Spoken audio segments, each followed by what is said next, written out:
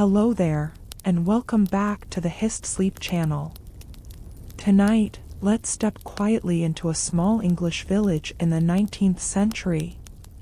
The sun has not yet risen, a thin morning mist rests gently over the narrow lanes, and the thatched cottages are still wrapped in silence. But inside one small home, something special is about to happen. Today is a wedding day. Long before modern cameras, before electric lights, and before grand ballrooms filled with music, Victorian weddings were often simple, quiet, and deeply personal. A young bride is slowly waking upstairs, her white dress carefully folded beside the window, while downstairs the kitchen fire is just beginning to crackle. Outside, a horse carriage waits in the cool morning air. And across the village, church bells will soon begin to ring. So tonight, let's gently follow this one peaceful day, from the quiet morning preparations, to the soft candlelight of a Victorian evening, and discover what a wedding day truly felt like in a world that moved much more slowly. Take a deep breath, relax, and let the story begin. The world is still, held in the soft, silver embrace of a 19th century dawn. In this small corner of the English countryside, the village of Oakhaven remains tucked away, beneath a thick, velvet blanket of morning mist. The sun has not yet broken the horizon, but its arrival is felt in the changing colors of the sky, a slow, bleeding transition from a deep, indigo blue, to the palest, most delicate shade of lavender. There is a profound stillness in the air, a silence so heavy, and yet so light, that it seems to cushion every breath you take. Each thatched roof is dusted with the moisture of the night, the straw damp and dark, holding the coolness of the earth close to its heart. You can almost see the wind moving, a slow, phantom wave across the pastures, creating a fluid, rhythmic motion that looks like the very breath of the sleeping land.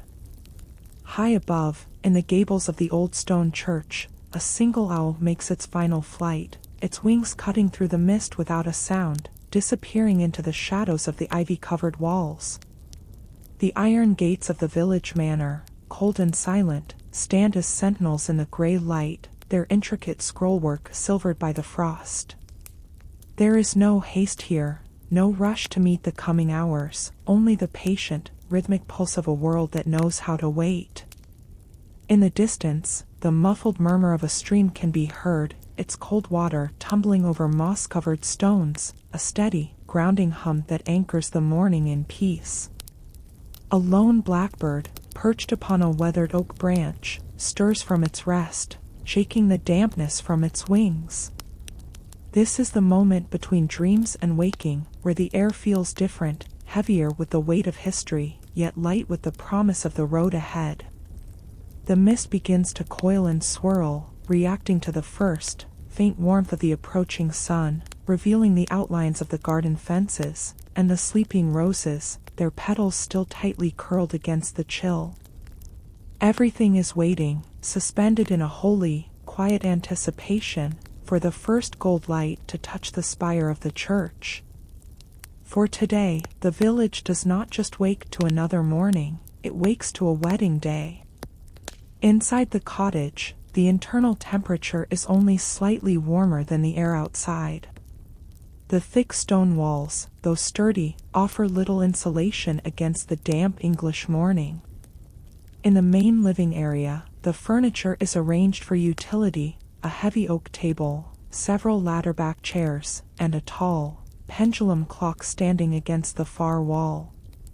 The rhythmic, mechanical tick-tock of the clock is the only sound in the hallway, a steady, grounding pulse that has marked time for this family for generations.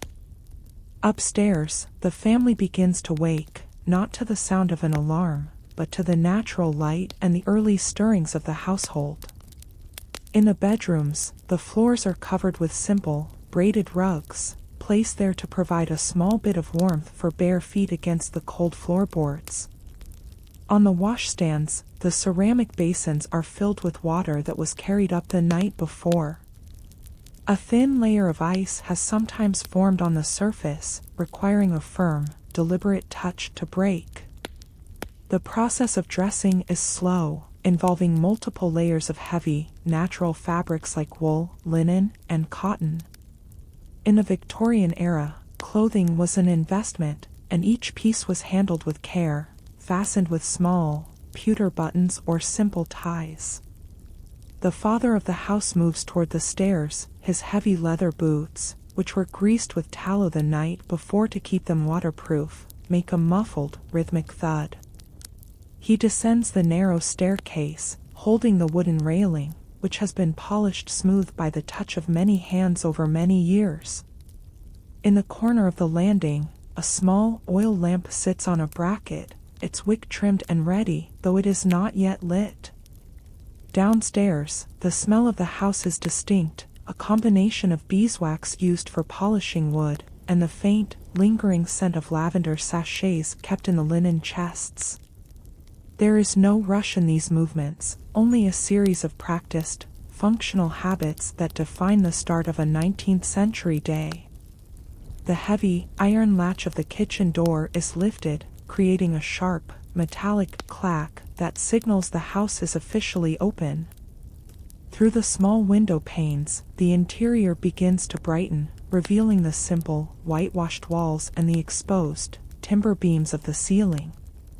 This home was built for endurance, and today, it prepares to host the most significant event in its recent history. Every object, from the heavy, ceramic mugs on the shelf, to the hand-stitched sampler on the wall, is part of a quiet, orderly world that is now fully awake. The kitchen is the first room to truly come to life, as it is the engine that drives the entire Victorian household. At the center of the far wall stands the kitchen range, a massive, black structure made of heavy cast iron, often weighing several hundred pounds.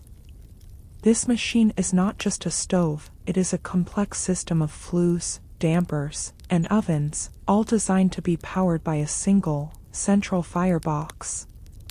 A family member kneels before the iron hearth, the stone floor cold against their knees.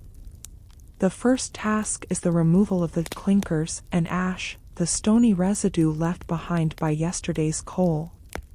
The metal ashpan is pulled out with a dry, scraping sound, and a small hand shovel is used to clear the grates. This ash is never wasted, it will be saved to be used for cleaning or to provide traction on the icy village paths in winter. Next, the firebox must be prepared with the bottom heat, a layer of loosely crumpled paper, followed by a generous amount of dry, resinous pine kindling. In the 1880s, high-quality kindling was often collected by children in the village and sold in small, tied bundles. A long, wooden sulfur match is struck against the rough surface of the iron, producing a sharp, sputtering flame and a brief, pungent smell of phosphorus.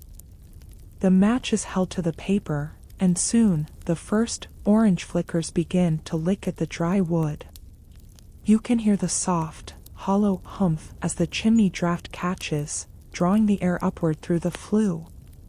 Small, rhythmic crackling sounds fill the quiet kitchen, as the kindling snaps and the heat begins to radiate outward. Now, the main fuel is added, heavy, black chunks of anthracite coal, fetched from the outdoor coal shed in a galvanized metal scuttle. The coal is poured into the firebox with a loud, clattering, metallic roar, a sound that signifies the real work of the day has begun. The operator must now adjust the dampers, small iron slides that control the flow of oxygen, ensuring the fire burns steady, but not too fast. This is a delicate science, balancing the heat for the ovens on the side, and the large, flat cooktop above. Slowly, the heavy iron of the range begins to expand with the heat, making occasional, sharp clicking noises that echo in the still room. The dampness of the morning begins to retreat, replaced by a dry, comforting warmth that smells of coal smoke and old iron. A massive, copper tea kettle, holding several gallons of water, is lifted onto the hob, the the hottest spot directly over the fire. The kettle is heavy, its base thick with soot, and it makes a solid, dull thud as it meets the iron surface. In a world without electricity or gas, this fire is the only source of hot water for the entire family. It will heat the water for the bride's wash, provide the steam for the morning tea, and eventually, power the heavy irons needed to press the wedding garments. The fire is now a deep, glowing red, casting long, flickering shadows against the whitewashed walls of the kitchen. The hiss of the kettle begins, a low, steady vibration that will soon grow into a cheerful, rhythmic whistle.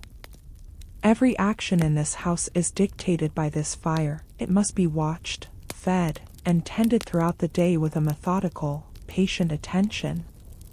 As the heat spreads to the stone floor, the kitchen becomes the only truly warm place in the cottage, a sanctuary for the family as they gather to prepare for the ceremony. The lighting of the fire is more than a chore, it is a ritual of survival and preparation, the very first step in the long, joyful journey of the wedding day. With the kitchen range now radiating a steady heat, the preparation of the wedding morning breakfast begins. This is not a lavish meal, but a practical, grounding one, designed to sustain the family through the long hours of the upcoming ceremony. The first task is the preparation of the tea, a ritual that sits at the very center of Victorian domestic life.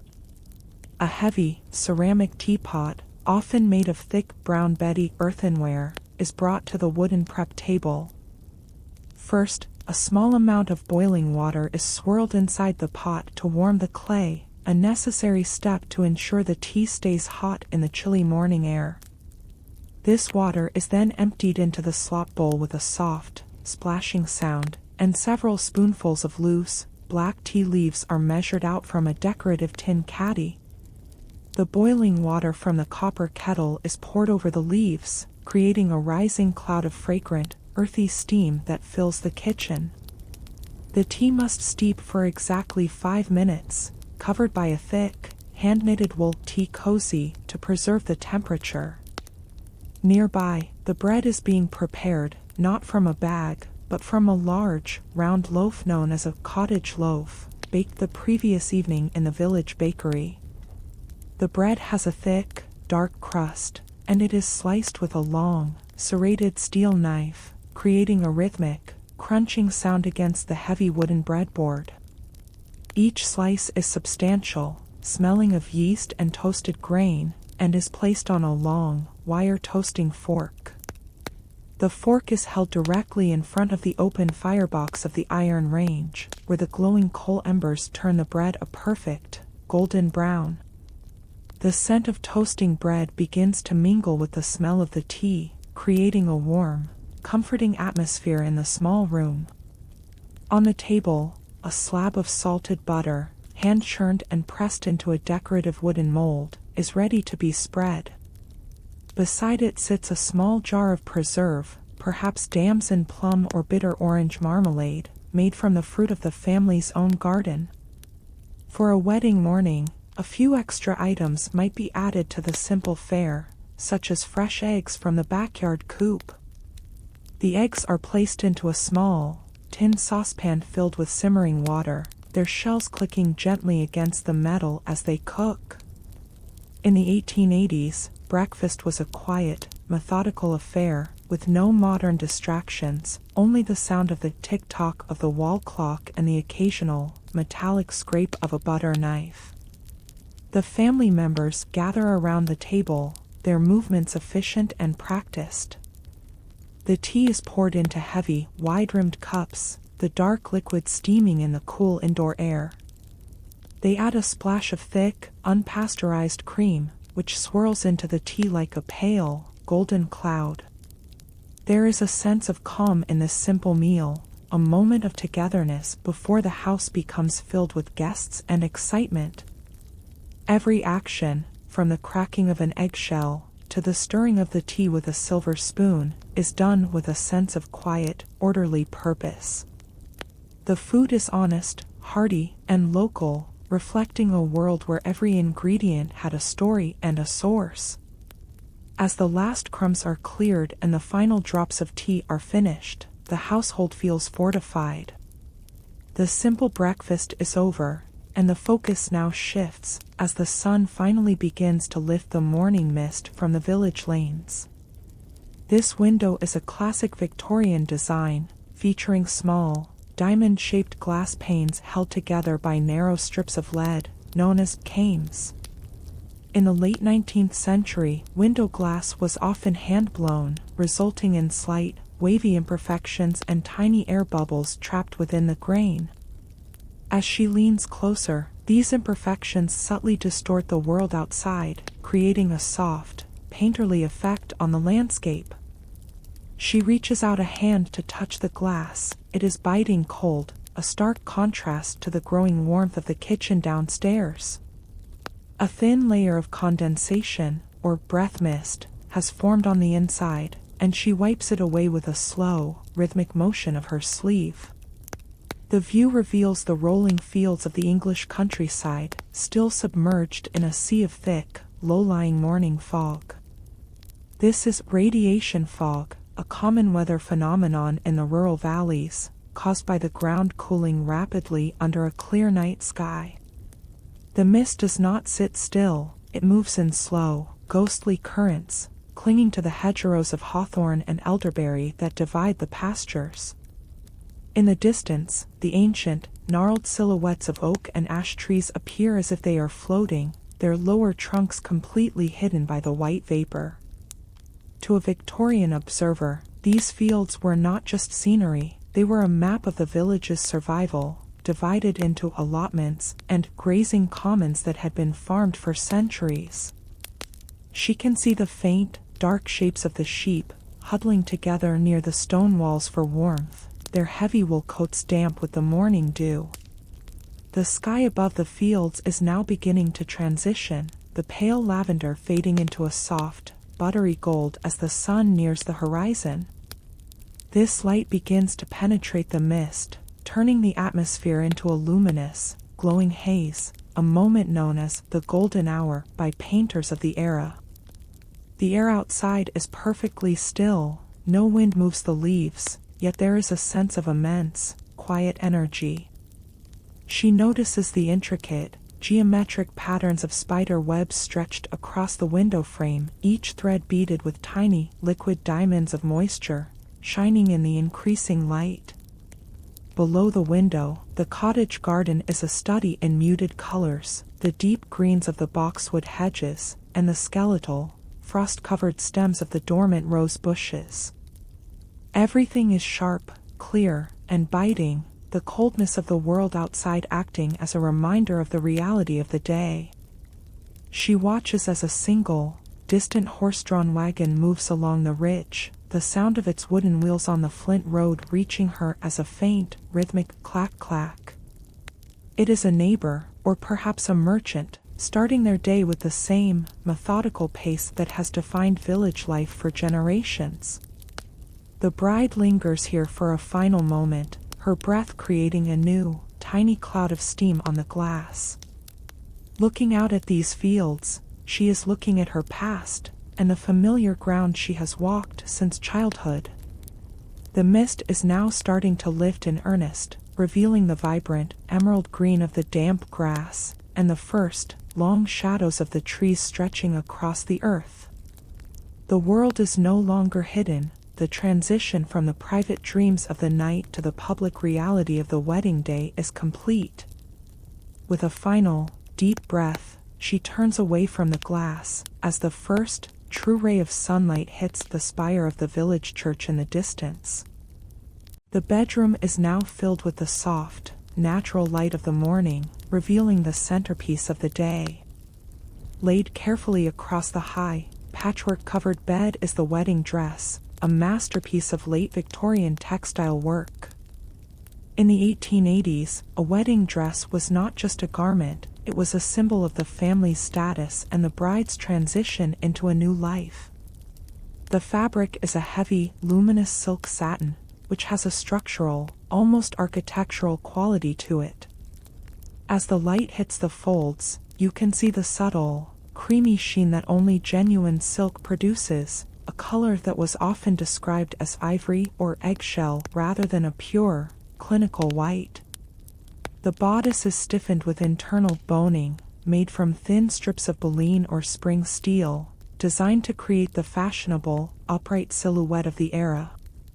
Along the neckline and cuffs, there are intricate rows of Huntington lace, a delicate, handmade bobbin lace that was popularized by Queen Victoria herself. If you look closely, you can see the thousands of tiny, meticulous stitches, each one placed by hand over weeks of labor in a local dressmaker's shop. The skirt is voluminous, designed to be worn over a bustle, a frame made of wire or horsehair padding that adds a dramatic, rhythmic curve to the back of the dress.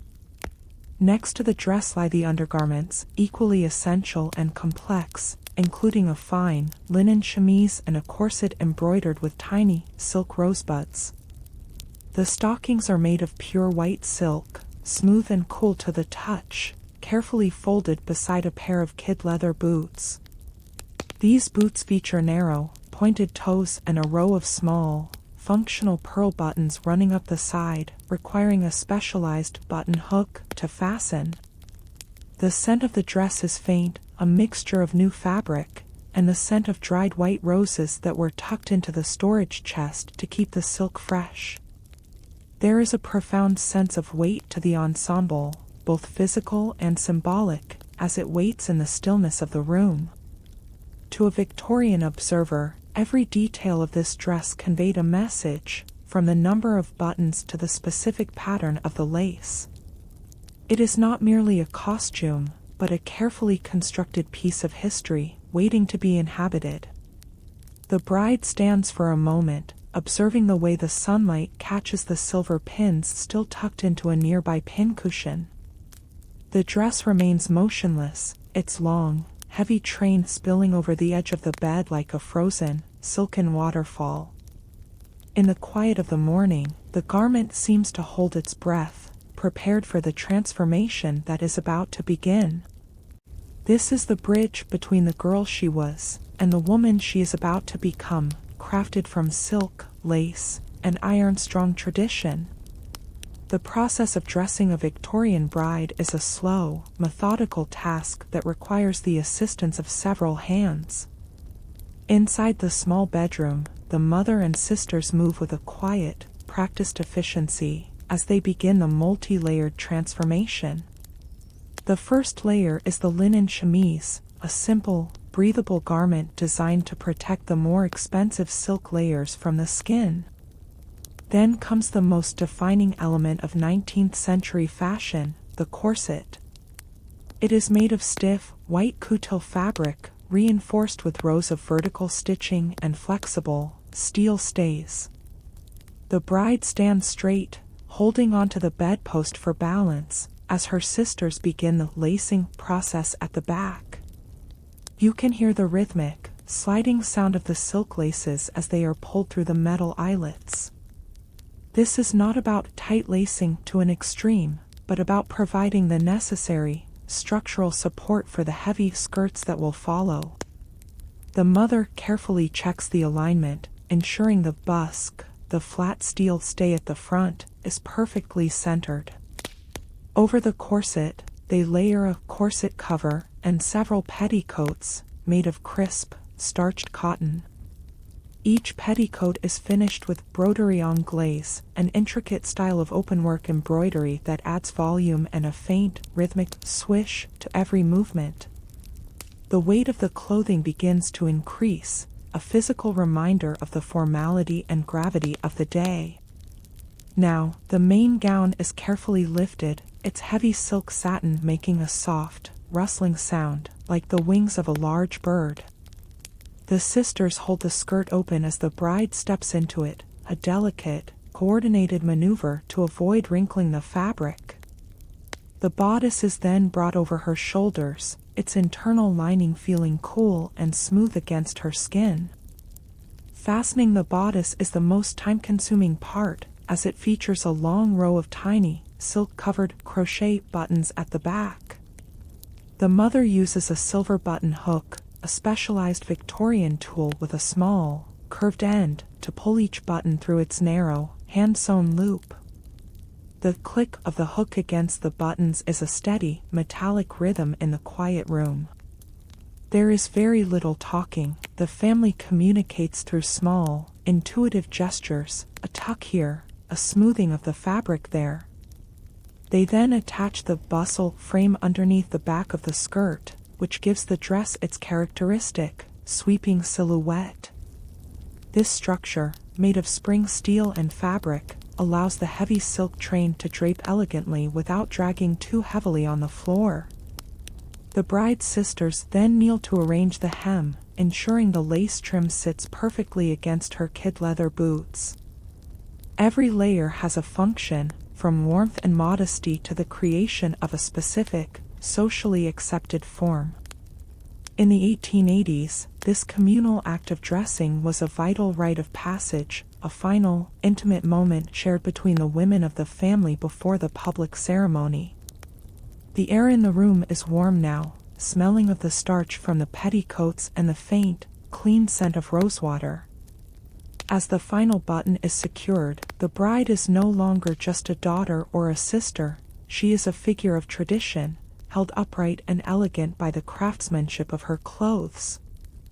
As the bride stands before the mirror, the significance of her ivory white gown carries a weight that goes far beyond simple fashion. In the late 19th century, the tradition of the white wedding dress was still a relatively recent, yet powerful cultural shift.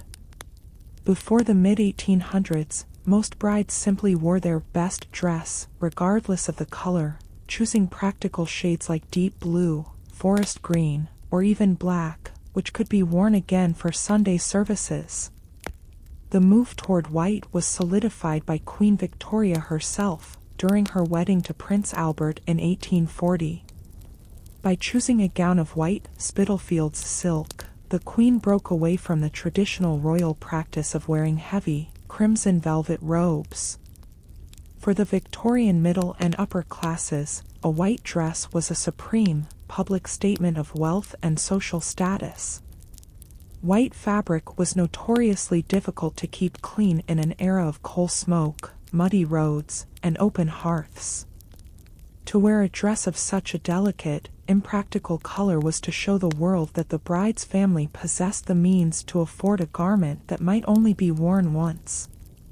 It was a display of conspicuous consumption, a sign that the wearer did not have to engage in manual labor that would soil the pristine silk. The color was not initially intended to symbolize purity in the way we think of it today. Instead, it was meant to represent innocence and the whiteness of spirit. In the Victorian language of colors, white was the emblem of light, joy, and a new beginning.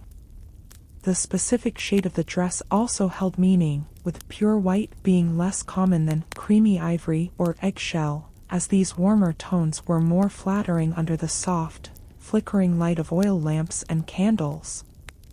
The fabric itself, usually a heavy silk or a fine, translucent organ dye, was often woven with subtle, symbolic patterns like orange blossoms or lilies. These floral motifs were chosen for their associations with fertility and everlasting love, adding another layer of meaning to the visual presentation. For a village bride, a white dress was often a significant financial sacrifice, sometimes saved for by the entire family for years. It was a piece of living history, reflecting the industrial advancements of the time, such as the development of chemical bleaches that made truly white fabric more accessible than ever before. Yet, despite these advancements, the care of a white silk gown remained a complex, domestic challenge. It would be wrapped in blue tissue paper and stored in a cedar chest, protected from the yellowing effects of light and air, often to be passed down as a precious, family heirloom. The sisters touch the fabric with a sense of reverence, understanding that this white silk is a boundary marker. It separates the bride from the everyday world of work and chores, lifting her into a temporary, ethereal state of grace. In this room, the white dress acts as a quiet, luminous anchor, connecting the small village home to the grander traditions of the Victorian world. Every fold of the satin and every inch of the lace tells a story of aspiration, family pride, and the enduring, rhythmic flow of cultural change. The wedding veil is lifted with great care, a long, ethereal sheet of Brussels lace or fine, silk tulle. In the late 19th century, the veil was more than just an accessory, it was a symbol of modesty and the enclosure of the bride before the ceremony. The mother moves behind the bride, holding several small, silver hairpins that have been warmed slightly in her hand. The veil is positioned at the crown of the head, secured to a small, hidden wire frame or a decorative comb made of carved tortoiseshell. As it is pinned, the lace falls in soft, cascading layers over the bride's shoulders, its weight light as a whisper against the heavy satin of the dress. The mother's hands are steady, her fingers performing the rhythmic, precise movements required to ensure the veil will not slip during the walk to the church. Attached to the veil is the bridal wreath, a traditional Victorian crown made of wax-dipped orange blossoms. Since real orange blossoms were rare and expensive in rural England, these wax replicas were a popular, highly detailed alternative. The white flowers represent chastity, while the evergreen leaves symbolize eternal love, a piece of the language of flowers that every Victorian guest would recognize. Next, the bridal bouquet is brought into the room, its scent immediately filling the space with a fresh, botanical fragrance. This is not a modern, loose bouquet, but a tussie-mussy, a small, tightly arranged circular cluster of flowers held in a silver, funnel-shaped holder called a porte-bouquet. The flowers have been chosen with meticulous, symbolic intent. There are sprigs of white myrtle, a tradition started by Queen Victoria's own wedding, representing marriage and love. Tucked between the myrtle are small, pale blue forget-me-nots for true remembrance, and lily of the valley for a return to happiness. The stems are wrapped in a damp, silk ribbon, and a single, silver-headed pin is used to secure the bow. The bride takes the bouquet in her gloved hands, the kid leather of her gloves feeling soft and cool against the floral stems. In the Victorian era, gloves were an absolute necessity for a formal appearance, often made of glacé silk or fine leather, designed to fit so tightly they appeared like a second skin. She also wears a small, gold brooch, a lover's knot design, pinned near her heart. This piece of jewelry, often a gift from the groom, contains a tiny, hidden compartment for a lock of hair, a common, sentimental practice of the time. The sisters now step forward to arrange the train of the veil, ensuring it lies flat against the floor, its intricate, floral borders matching the pattern of the dress. The room is silent, save for the soft, rhythmic click of the jewelry box being closed, and the distant, muffled sound of the village waking up. Every pin, every flower, and every ribbon has been placed with a sense of historical, orderly purpose. The bride is now fully, ceremonially complete, a living embodiment of Victorian tradition, ready to step out of the quiet bedroom and into the light of the wedding day. The transformation is profound, not just in appearance, but in the gravity and weight of the heritage she now carries. In the Victorian era, this final moment before leaving the house was known as the quiet hour, a time for the bride to compose herself before entering the public eye. The nervous excitement is not expressed through loud words, but through small, rhythmic physical details. You can hear the soft, quickened beat of the bride's heart echoing faintly against the stiffened, silk-lined interior of her bodice. She sits for a moment on the edge of a straight-backed chair, careful not to crush the voluminous, starched petticoats beneath her. Her hands, encased in tight, white kid-leather gloves, rest in her lap, the fingers interlaced in a steady, repetitive motion. In the 1880s, a bride was expected to maintain a composed and modest demeanor, as any outward display of excessive emotion was considered a breach of social etiquette. The nervous energy is channeled into the observation of small things, the way a single, stray beam of sunlight illuminates the dust motes dancing in the air, or the rhythmic, mechanical cluck of a hen in the garden below, a mundane sound that feels strangely distant now. The mother approaches, holding a small, silver-capped bottle of smelling salts or lavender water, a common Victorian remedy for the vapors or sudden lightheadedness caused by a tight corset. The bride takes a slow, deep breath of the sharp, herbal scent, the cooling sensation clearing her mind and steadying her pulse. There is a sense of weight in the room, not just from the heavy silk and lace, but from the immense, social transition she is about to make. In this era, marriage meant the legal transfer of a woman's identity, and the quietness of the room reflects the gravity of this change. One of the sisters moves to the window, her footsteps making a soft, muffled thud on the braided rug.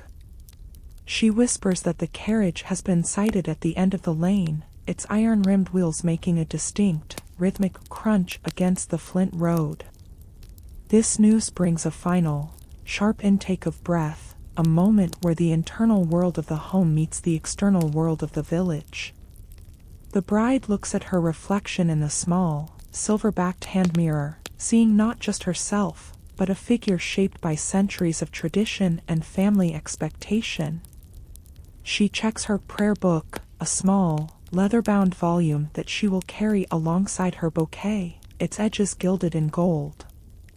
The act of checking her belongings is a grounding, repetitive task that helps to calm the fluttering in her stomach. Everything in the room, from the floral-patterned wallpaper to the porcelain washbasin, seems to be watching her in silent, stationary witness. There is a feeling of being suspended in time, between the girlhood she is leaving behind in this small bedroom, and the new life waiting at the church. The mother places a hand on her shoulder, a firm, warm pressure that communicates more than words ever could in this formal society. The clock on the mantel strikes the quarter hour, its metallic, rhythmic chime a signal that the time for waiting has ended. The bedroom door is opened, and the cool air from the hallway rushes in, carrying with it the faint, metallic scent of the kitchen fire downstairs. The bride stands, the heavy silk of her skirts making a grand, sweeping rustle, a sound of movement and purpose. Across the village, in a house of solid red brick and ivy, the groom wakes to a world that feels remarkably different today. The atmosphere in a Victorian bachelor's room is simpler, more functional than the bride's, yet it holds its own sense of quiet, orderly weight. The morning light filters through heavy, dark green velvet curtains, casting long, soft shadows across the floorboards of polished pine. He lies still for a moment, listening to the distant, rhythmic clop-clop of a farm horse passing on the road outside. In the 1880s, the groom's morning was expected to be a study in manly composure, a balance of quiet reflection and steady preparation. He rises from the heavy, iron-framed bed, the springs offering a single, metallic protest in the silence. The room is cool, and like the bride's home, it relies on a ceramic washstand for the morning's hygiene. He pours water from a heavy, wide-lipped jug into a matching basin, the water having been drawn from the well just an hour before.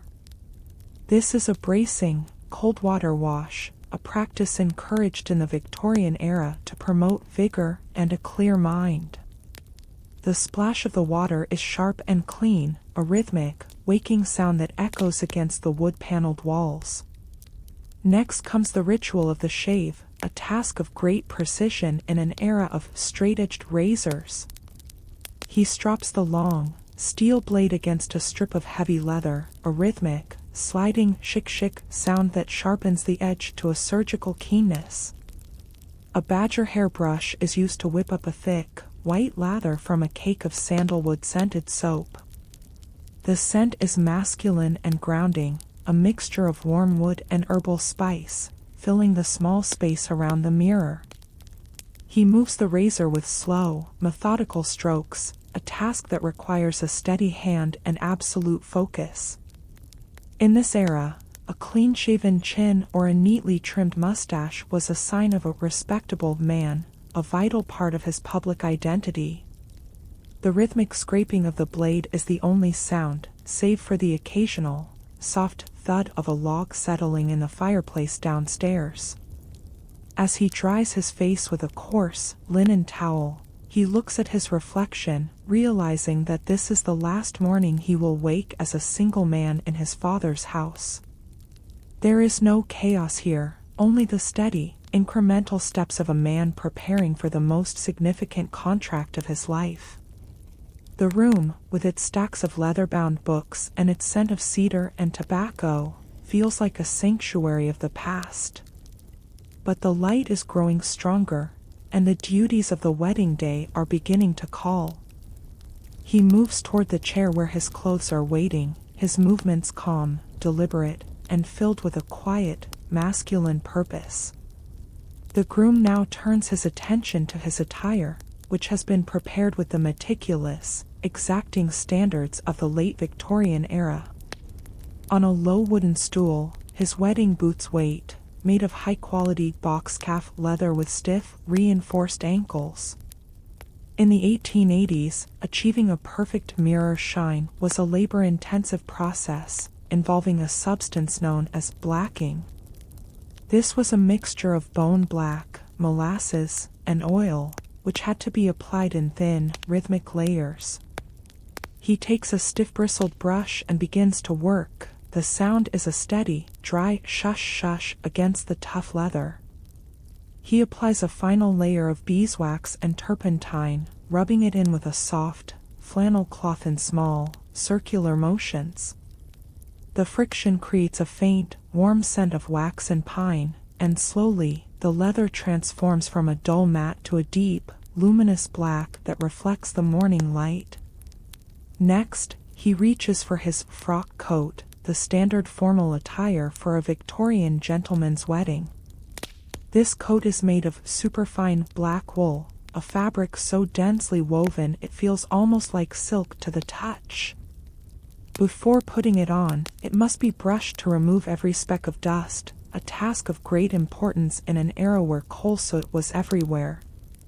He uses a long-handled brush made of natural horsehair, sweeping it down the back and sleeves in long, rhythmic strokes.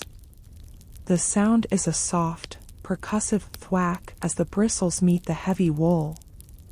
He pays close attention to the lapels, which are faced with silk grosgrain, a ribbed fabric that adds a subtle, structural contrast to the matte wool. In this era, a man's coat was designed to last a lifetime, with reinforced seams and heavy, silk linings that added a significant weight to the garment. As he lifts the coat, he feels that weight, a physical manifestation of the gravity expected of a groom. He then prepares his trousers, made of a slightly lighter cashmere wool, often in a subtle, gray-striped pattern known as morning dress. The trousers have no belt loops, as was the custom. Instead, they are held up by braces made of embroidered silk and leather tabs. He checks his shirt, which is made of crisp, white Irish linen, featuring a detachable collar and cuffs. These parts were heavily starched until they were as stiff as cardboard, requiring small, gold-tone studs and cufflinks to secure them in place. The manipulation of these small, metallic fasteners requires a steady hand and a great deal of patience. Finally, he inspects his top hat, made of silk plush, which has been brushed until the nap lies perfectly flat in one direction. He runs a silk handkerchief over the crown, a final, rhythmic sweep that ensures a flawless, brilliant sheen. Every action here is methodical, a series of technical steps that ensure he will present a figure of perfect, respectable order to the village. In the Victorian world, Your clothing was your character, and the shine on your boots or the crispness of your collar spoke volumes about your reliability as a husband. The preparation of the clothes is not just about appearance, it is about the discipline of the man inside them. The quiet preparation of the bedroom is interrupted by a sharp, rhythmic rat-tat-tat of the brass knocker on the front door. It is the best man, usually a brother or a lifelong friend, whose arrival shifts the energy of the house from solitary reflection to shared, masculine camaraderie. In the late 19th century, the best man was not just a guest of honor, he was a functional adjutant, responsible for the groom's punctuality, his appearance, and the safekeeping of the wedding ring. You can hear his heavy, leather-soled boots making a confident, rhythmic thump as he ascends the stairs, followed by the sound of the bedroom door swinging open on its iron hinges. He enters with a wide, knowing grin, bringing with him the fresh, cool air of the morning and the faint, metallic scent of his own pocket watch. The jokes are not loud or boisterous, but subtle, centered around the loss of liberty and the duties of a householder, which were common themes in Victorian male humor. He might make a dry, rhythmic comment about the stiffness of the groom's detachable collar, suggesting it is a preview of the formal, upright life he is about to lead. Or perhaps a remark about the brilliance of the groom's boots, joking that they are so bright, the bride will see her own reflection and change her mind. This brand of humor served a specific, social purpose. It was a way to diffuse the tension and nerves of the day while maintaining a sense of traditional, masculine restraint. The best man reaches into his waistcoat pocket and produces a small, silver hip flask, offering a tiny, ceremonial nip of brandy to steady the groom's hand. This was a common, accepted practice, though it was done with a sense of careful, orderly moderation, never to excess. He then performs his first, official duty of the day, checking the groom's cravat or ascot tie. The cravat is made of a heavy, silver-gray silk, and it must be knotted in a complex, four-in-hand style that requires 2 sets of hands to get perfectly symmetrical. The best man's fingers move with a rhythmic, tugging motion, smoothing the silk until it sits flat against the starched, linen chest of the shirt. He then produces the wedding ring from his own pocket, a solid, heavy band of 22-karat gold, often known as a D-shaped band for its rounded exterior. He holds it up to the light, a brief, golden flash in the dim room, before securing it back into a small, velvet-lined leather box. There is a brief, sincere moment of silence between the two men, a silent, rhythmic acknowledgement of their shared history and the change that is about to occur. In the Victorian world, friendship between men was built on a foundation of shared, stoic values, and this morning is the culmination of those bonds.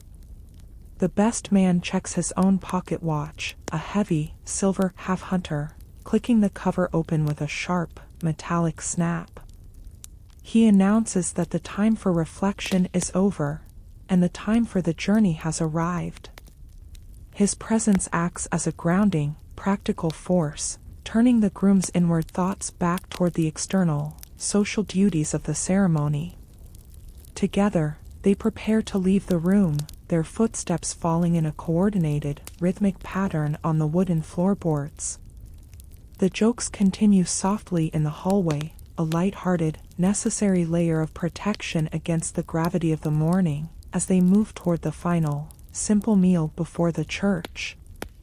In the late Victorian era, a groom's breakfast was expected to be fortifying, providing enough energy to last through the long, demanding schedule of the church service and the afternoon reception.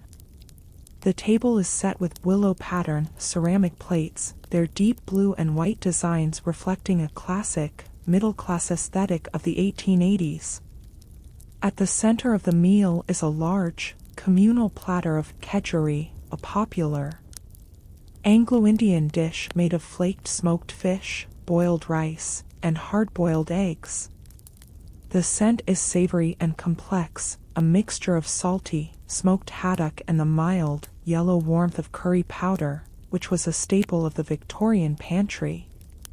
This dish was favored for its high protein content and its ability to remain palatable even if the ceremony ran late. Alongside the kedgeree, there are thick, hand-cut slices of gammon, a type of cured ham that has been fried on the kitchen range until the edges are crisp and caramel-colored. The sound of the silver forks hitting the ceramic is a rhythmic, steady clink-clink as the men eat with a quiet, masculine focus. In the Victorian world, breakfast was a time for sensible conversation, often centered around local agriculture, village news, or the weather. A large, faceted glass jar holds bitter orange marmalade, a preserve that was popularized by the Scottish factories of the era, known for its sharp, citrus tang. The bread is Brown George, a hearty, whole wheat loaf that has been toasted over the open coal fire, giving it a slightly smoky, charred flavor. For beverages, they do not drink the delicate tea of the bride, but rather a strong, dark-roasted mocha coffee, served in heavy, straight-sided mugs. The coffee is thick and bitter, often sweetened with demerara sugar, a coarse, brown crystal that makes a satisfying, rhythmic crunch as it is stirred with a silver spoon. The best man might also pour a glass of small beer, a low-alcohol, home-brewed ale that was considered a safe, hydrating alternative to the village well water. Every ingredient on the table has a clear, local origin. The eggs are from the neighbor's farm, the ham was cured by the village butcher, and the butter was churned just yesterday. There is a sense of order in the meal, with the condiments placed in a rotating, silver castor set, holding salt, pepper, and hot English mustard.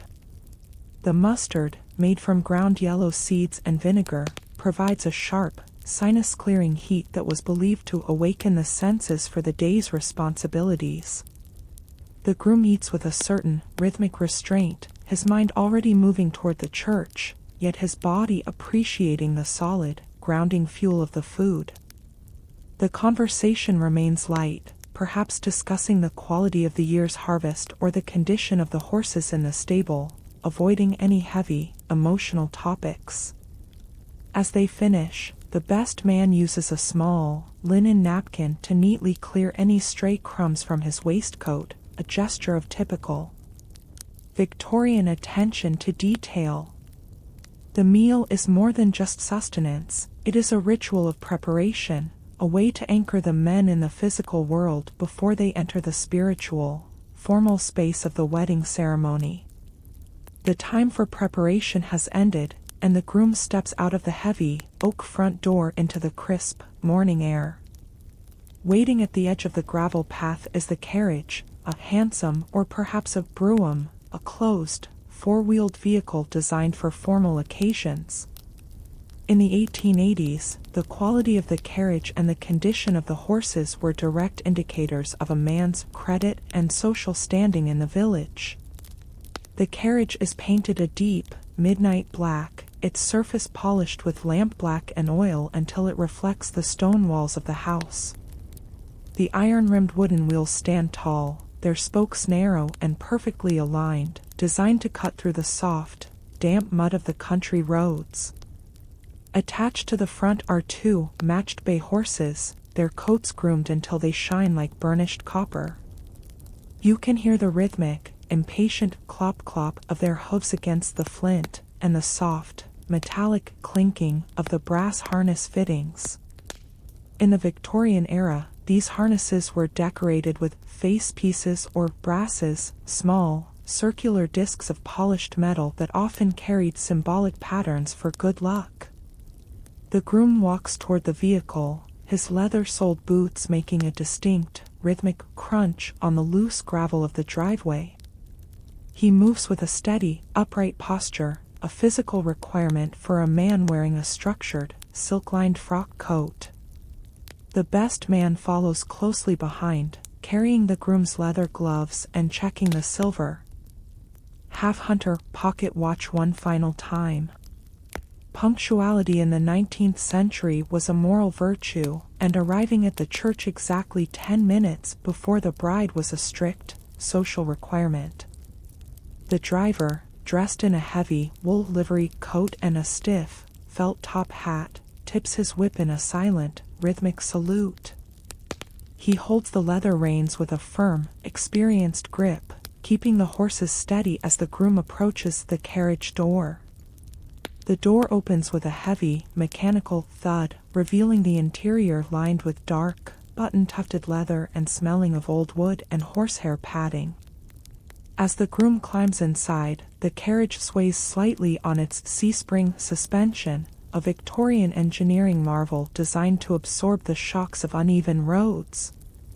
The best man joins him, and the door is closed with a final, decisive click of the iron latch. From the window, the groom looks out at the village, which is now fully awake, the mist having cleared to reveal the vibrant, green hedgerows and stone cottages.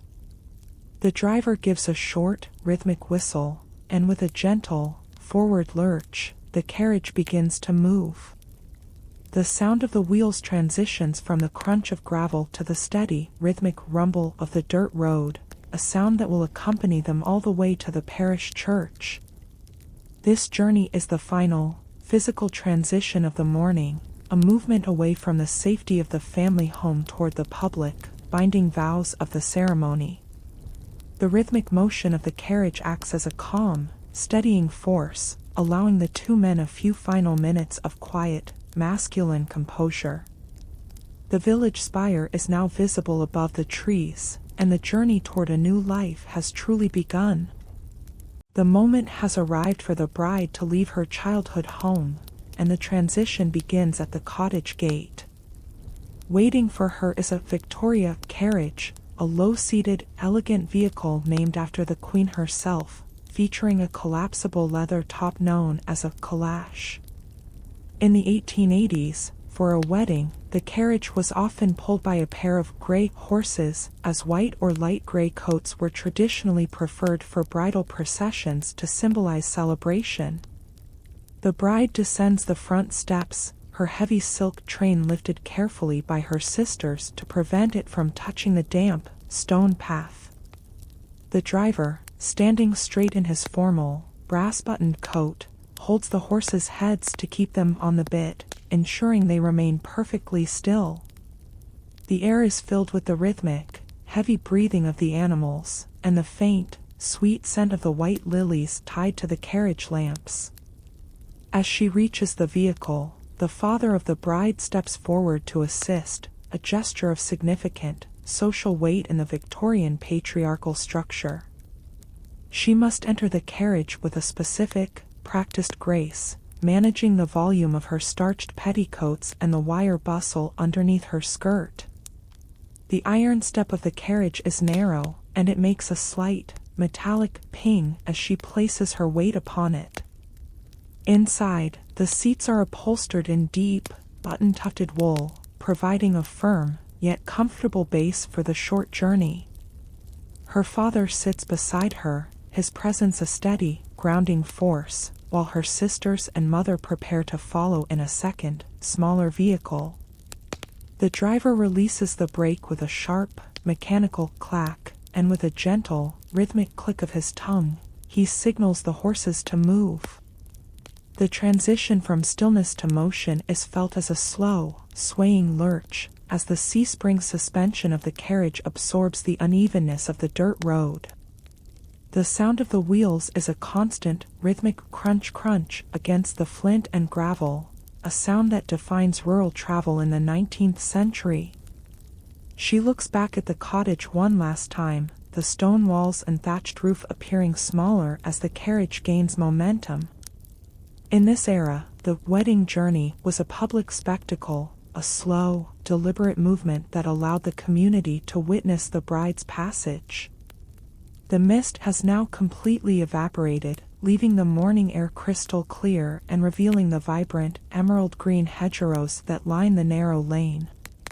Every detail of the carriage, from the polished, silver-plated axles to the rhythmic, swinging motion of the leather traces reflects the formality of the event. The speed is modest, no more than 5 or 6 miles per hour, a pace that encourages reflection and a sense of gravity. As the carriage turns onto the main village road, the bride adjusts her veil, the fine, silk tulle fluttering slightly in the gentle breeze created by their movement. This is the final, private moment before she enters the public heart of the village, a journey of less than a mile, but one that represents a lifetime of change. As the carriage moves deeper into the heart of Oakhaven, the private world of the bride meets the collective gaze of the village. In the late 19th century, a wedding was not merely a family event, it was a vital social anchor for the entire community, a day that broke the long, rhythmic monotony of rural labor.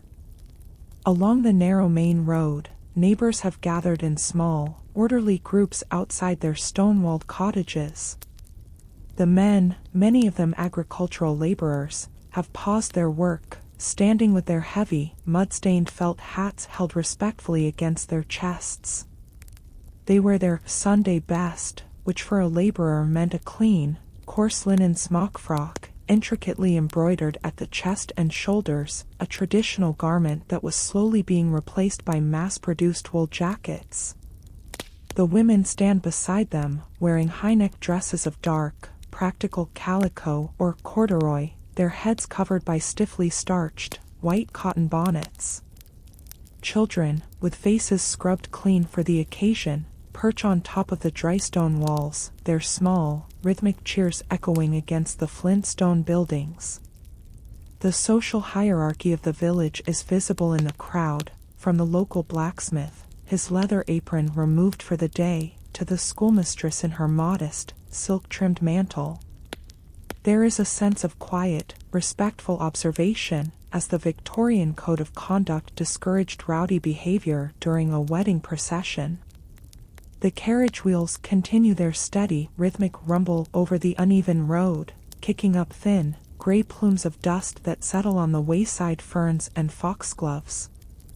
As the procession nears the village green, a new, powerful sound begins to dominate the landscape. High above, in the square stone tower of the parish church, the heavy metal of the village begins to speak. The church bells begin to ring, a deep, resonant, rhythmic pealing that vibrates through the very ground beneath the carriage wheels. In the 1880s, bell ringing was a highly skilled, mathematical art known as change ringing. 6 or 8 men in the belfry pull on long, hempen ropes decorated with sallies of colored wool, their bodies moving in a synchronized, rhythmic dance to control the massive, cast bronze bells. Each bell, weighing hundreds of pounds, swings in a full circle, its heavy, iron clapper striking the sound bow with a thunderous, metallic tong-tong-tong. This sound was the voice of the parish, a sonic boundary that marked the most important transitions of human life. The bells are ringing rounds and call changes, a joyous, cascading sequence of notes that flows across the open fields and into the distant woods. The vibration is so intense it can be felt in the bride's chest, a physical, rhythmic pulse that matches the beating of her heart. Across the meadows, the sound carries for miles, signaling to the distant farmstead workers that the ceremony is about to begin. The livestock in the fields, the heavy, slow-moving oxen and the grazing sheep, lift their heads in a brief, rhythmic acknowledgement of the familiar chime. To the Victorian mind, the sound of the bells was believed to purify the air and drive away any lingering ill fortune, a tradition rooted in centuries of folklore. The rhythmic pattern of the bells, triple, double, single, creates a sense of grand, inevitable momentum. The carriage passes under the shadow of the ancient, gnarled yew trees that line the churchyard, the sound of the bells now so loud it drowns out the crunch of the gravel. Through the shifting lace of her veil, the bride sees the church porch, a heavy, timber-framed structure where the history of the village is etched into every stone. The neighbors follow at a respectful distance, their rhythmic footsteps forming a secondary, human procession behind the horse-drawn carriage. The atmosphere is one of profound, communal gravity, where the individual joy of the bride and groom is woven into the larger, enduring fabric of the village's story. The bells reach a final, triumphant crescendo, their metallic echoes lingering in the damp, morning air long after the ropes have been stilled. The journey to the church is over, but the sound of the parish continues to ring in the ears of all who have witnessed the passage. The carriage comes to a halt, the horses exhaling a final, rhythmic cloud of steam, as the church door stands open, waiting. At the entrance of the parish church, beneath the heavy, vaulted stone archway, the groom stands in a state of quiet, rhythmic anticipation. In the late Victorian era, it was a point of strict, masculine honor for the groom to arrive well before the bride, showing his readiness and reliability to the watching eyes of the village. He is positioned just inside the Lych gate or at the base of the stone porch, his tall, silk plush top hat held in his gloved hands. The cool, damp air of the churchyard, smelling of ancient moss and wet flint, contrasts with the growing warmth of his structured, wool frock coat. You can hear the soft, rhythmic click of his best man's pocket watch, a silver half-hunter that is checked every few minutes with a sharp, metallic snap. The groom's nervousness is not shown through grand gestures, but through small, repetitive movements, the smoothing of a silk cravat, or the rhythmic, slight shift of weight from one leather-booted foot to the other. He looks up at the massive, oak church doors, their surface dark with age and reinforced with heavy, hand-forged iron hinges. These doors are the threshold between his bachelorhood and his new, socially defined role as a householder and husband. Behind him, the interior of the church begins to come to life, as the congregation arrives in a steady, rhythmic stream of black and gray wool. The guests do not enter in a rush, but with a slow, deliberate pace, as Victorian church etiquette demanded a reverent and orderly approach. The interior of the building is a masterpiece of Gothic Revival architecture, featuring high, timber-framed ceilings and narrow, pointed lancet windows.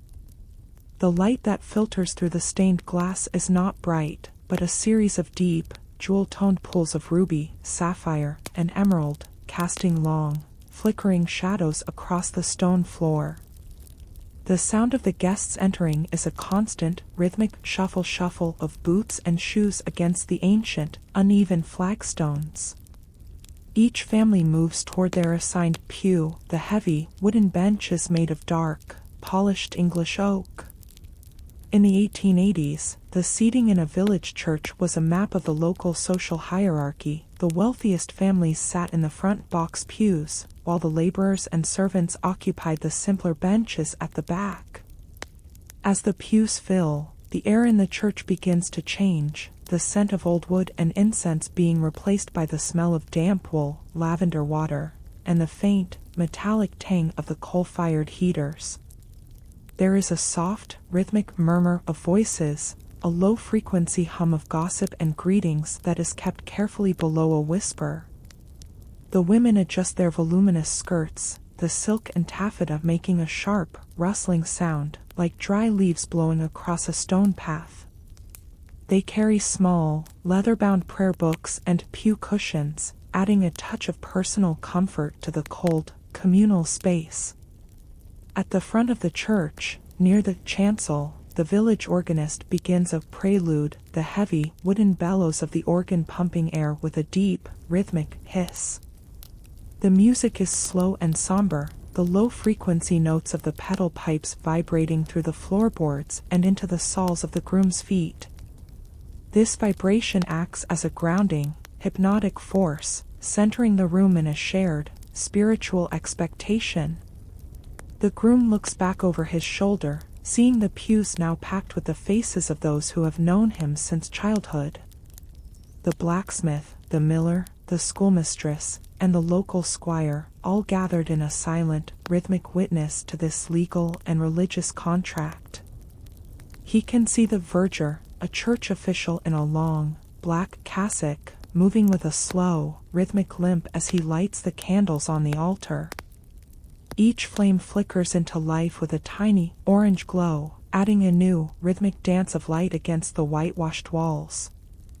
The tension in the air is palpable, a collective holding of breath as the great bell in the tower gives one final, singular, resonant dong.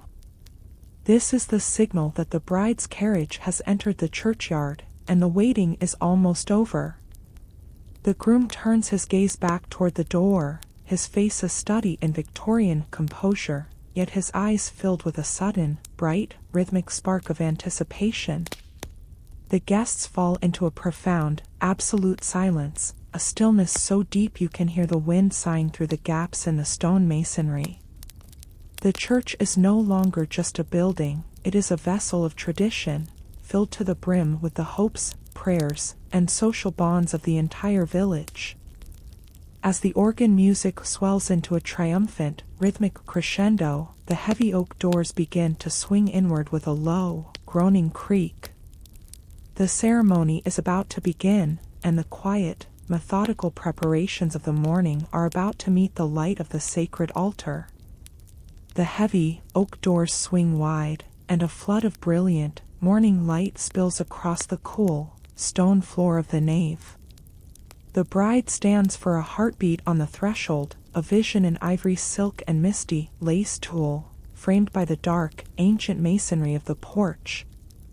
In the late Victorian era, the Wedding March by Felix Mendelssohn was the standard, rhythmic anthem that signaled the start of the procession. As the first, triumphant notes of the pipe organ swell, the air in the church seems to vibrate, the deep, wooden pipes exhaling a powerful, rhythmic thrum that resonates in the chests of every guest. The bride begins her walk, her arm linked firmly with her father's, a physical symbol of her transfer from one household to another. The aisle is narrow, lined with high, dark oak pews that are decorated with simple, hand-tied bundles of white gypsophila and boxwood greenery. The sound of her movement is a complex, rhythmic layers of noise, the soft shish-shish of silk satin against the stone, and the sharp, metallic click of her boot heels. As she passes, the guests turn their heads in a slow, synchronized, rhythmic wave, their faces a mixture of solemn, respectful curiosity and shared, communal joy. The sunlight, filtered through the pre-Raphaelite stained glass windows, casts vibrant, shifting patches of crimson and violet across her white veil. She keeps her eyes fixed forward, toward the chancel, where the groom stands waiting, his back straight, his hands clasped firmly in front of his dark, wool frock coat. In this era, the bride's downward gaze was a sign of maidenly modesty, a highly valued, social trait that defined the ideal Victorian woman. The walk is slow, measured by the rhythmic, steady pace of her father's footsteps, each second feeling like a bridge between her past and her future. The scent of the church, a mixture of cold, damp flint, old prayer books, and the fresh, botanical fragrance of her bouquet, fills her senses. There is no applause, no shouting, only a profound, absolute silence, broken only by the rhythmic breathing of the congregation and the distant, muffled caw of a crow in the churchyard. As she reaches the front, the organ music fades into a low, humming pedal point, a sound that grounds the room in a sacred, stationary peace. Her father gently, rhythmically releases her arm, and she steps forward to stand beside the groom, their silhouettes stark against the white-clothed altar. The transition from the world outside to the sacred, internal space of the ceremony is now complete.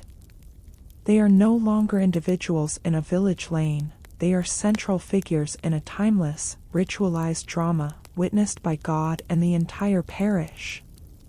At the front of the chancel, the vicar, dressed in a long, white linen surplice, opens the heavy, leather-bound Book of Common Prayer of 1662. In the late Victorian era, the wedding vows were not just sentimental promises, they were a binding, legal and religious contract, recognized by both the Church and the British Crown. The groom speaks first, his voice a low, steady, rhythmic resonance that echoes against the high, timbered ceiling of the nave. He takes the bride's right hand, his skin, warm and slightly rough from his morning's work, against the cool, smooth silk of her white glove. He repeats the ancient, rhythmic words, to have and to hold, from this day forward, for better for worse, for richer for poorer, in sickness and in health, to love and to cherish, till death us do part. In the 1880s, these words carried an immense, social weight, reflecting a world where divorce was a rare, scandalous, and nearly impossible event for a village family. The phrase, for richer for poorer, was particularly poignant in an agricultural community where a single bad harvest or a sudden, rhythmic blight could change a family's fortune overnight. The commitment was absolute, a vow of endurance that bound two lives into a single economic and spiritual unit. Then it is the bride's turn, her voice a soft, yet clear, rhythmic whisper that carries through the silent, expectant pews. She adds the traditional Victorian promise, to love, cherish, and to obey, a phrase that solidified the patriarchal structure of the era's marriage laws. To a Victorian observer, this obedience was not seen as a form of servitude, but as a rhythmic, orderly arrangement that ensured the stability of the household. The air in the church is heavy with the scent of burning beeswax candles and the faint, metallic tang of the stone masonry, a scent that anchors the vows in a sense of timeless, immovable reality. As the last words of the vows settle, the best man moves forward, his footsteps making a soft, rhythmic thud on the colorful and caustic tiles of the sanctuary. He produces the wedding ring from his waistcoat pocket, a single, heavy band of 22-karat gold, shining with a deep, buttery glow in the sunlight.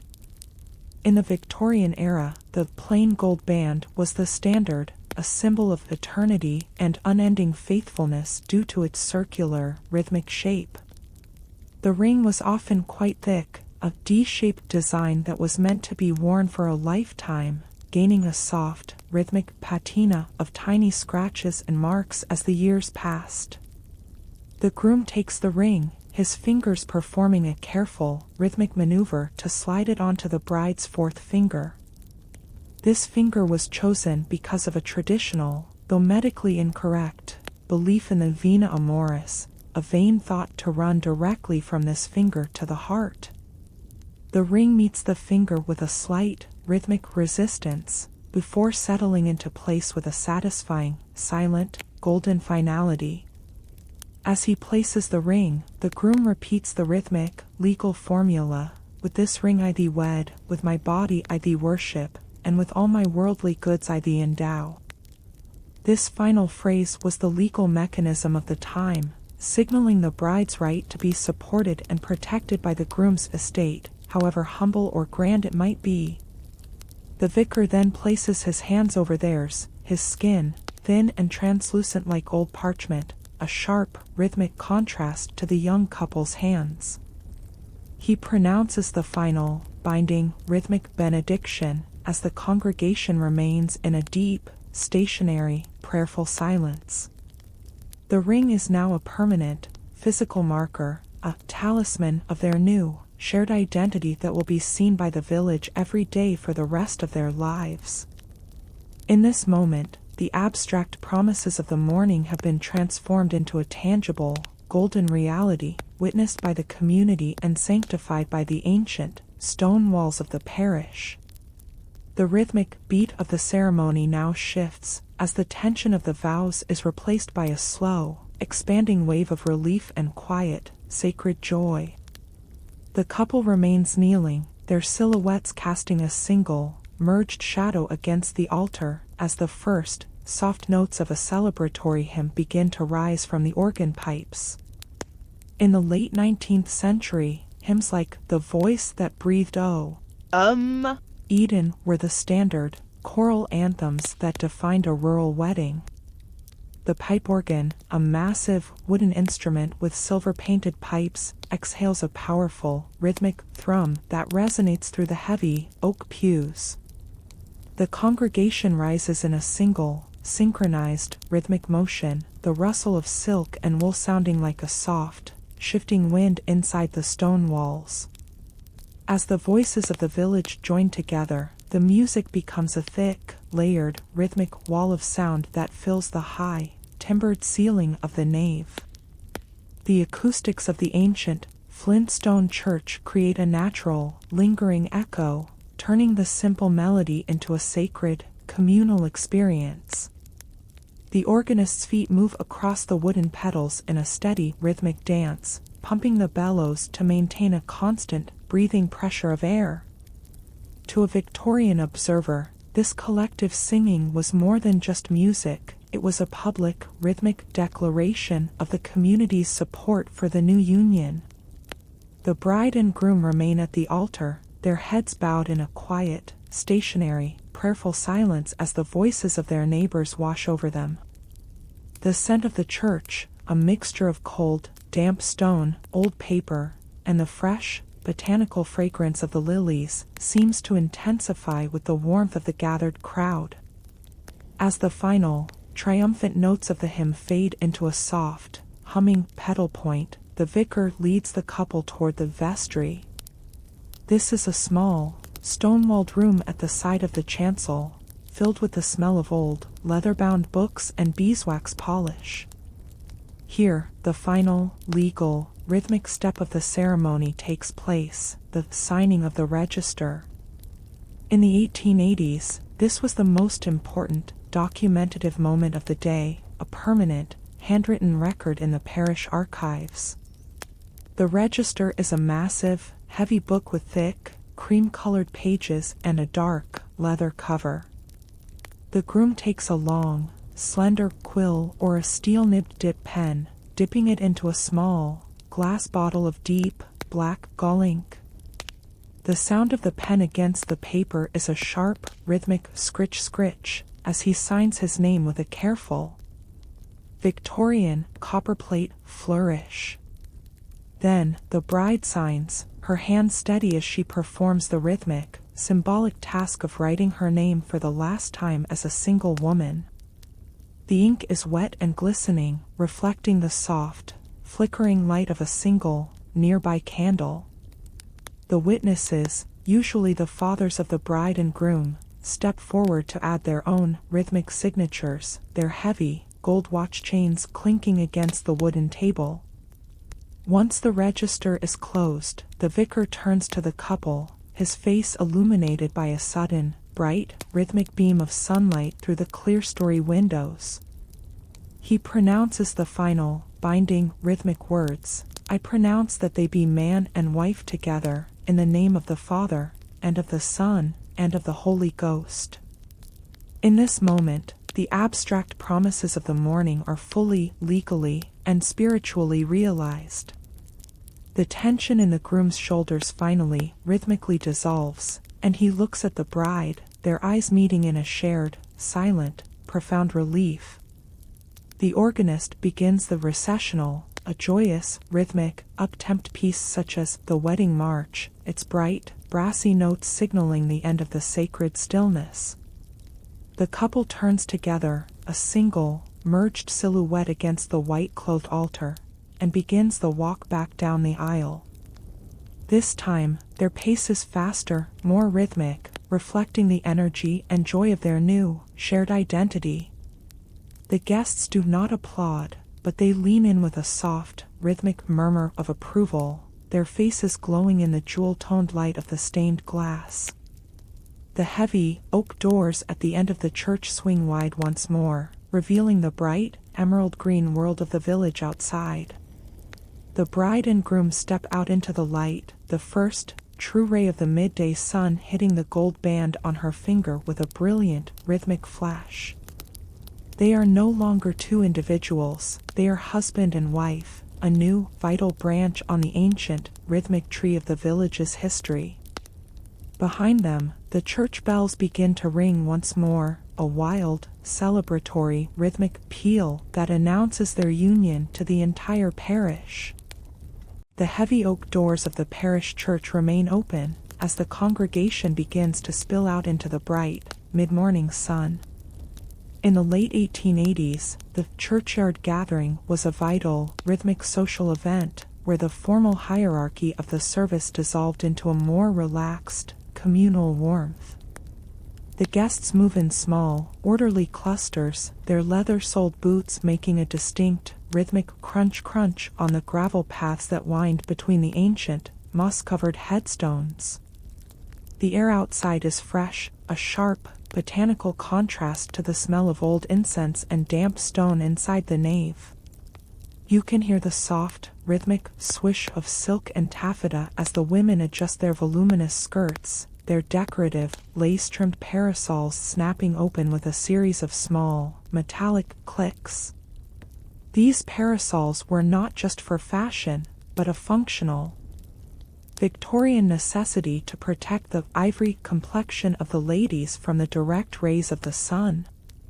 The men gather near the Lych gate, a traditional, timber-framed structure at the entrance of the churchyard, their tall, silk plush top hats catching the light with a brilliant, oily sheen. They lean against the old, stone walls, engaging in a quiet, rhythmic murmur of conversation, discussing the quality of the service and the elegance of the bride's gown. The churchyard is a study in Victorian village life, with the vibrant, emerald-green grass contrasting against the grey, weather-worn flint of the church tower.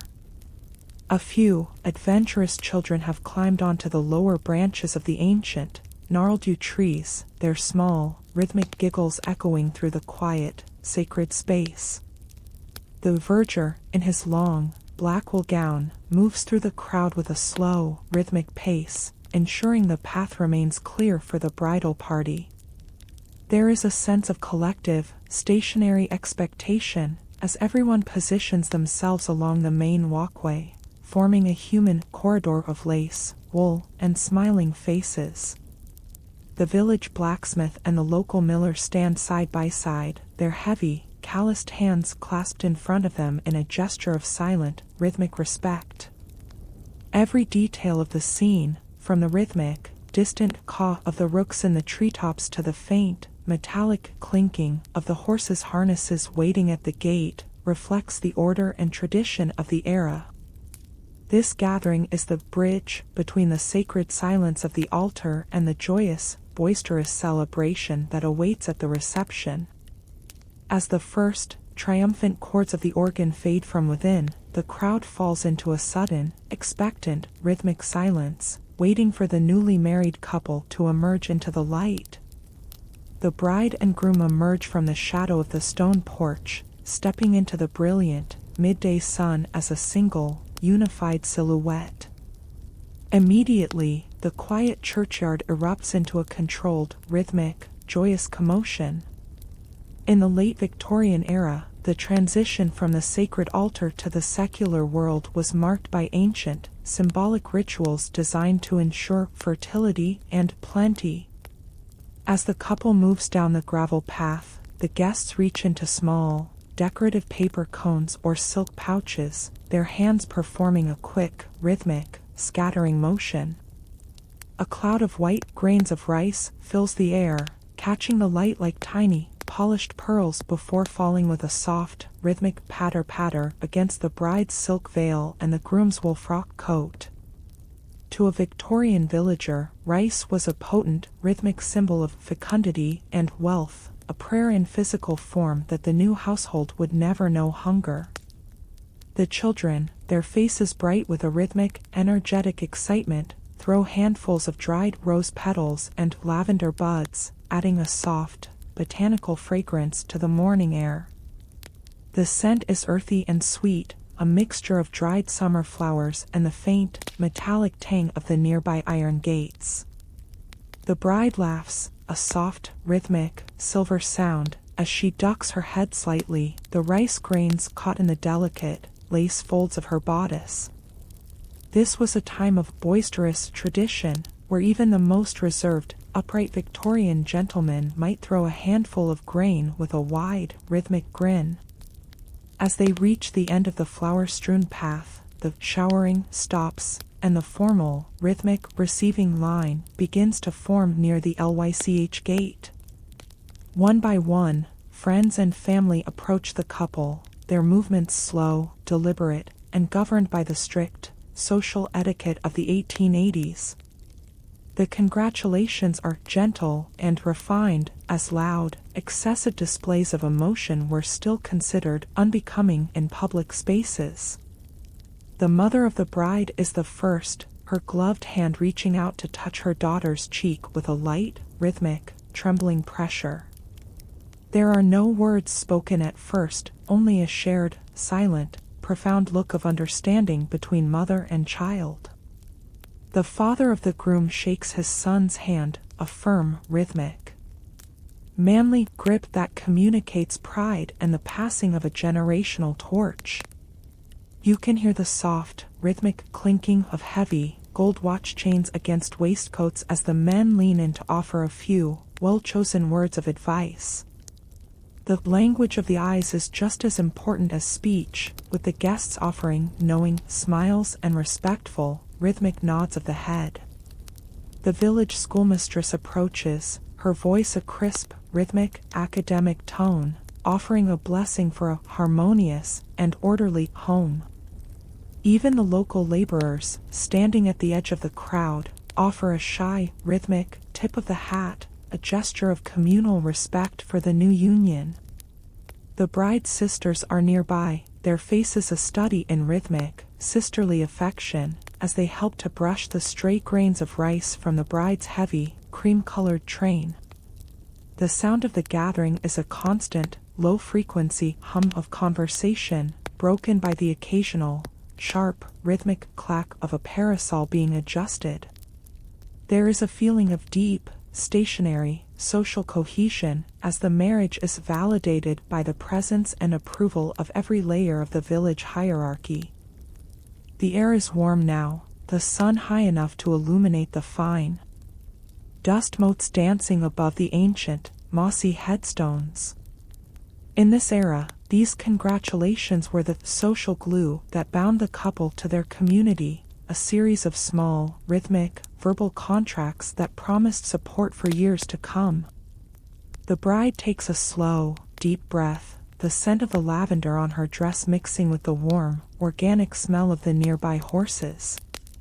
The church bells continue their wild, celebratory, rhythmic peal in the background, a sonic exclamation point to every handshake and every hug. The couple stands at the center of this circle of joy, their silhouettes framed by the dark, ancient, flint stone walls of the church. It is a moment of perfect, Victorian, rhythmic balance between the solemnity of the vows they have just taken and the bright, social future that lies ahead.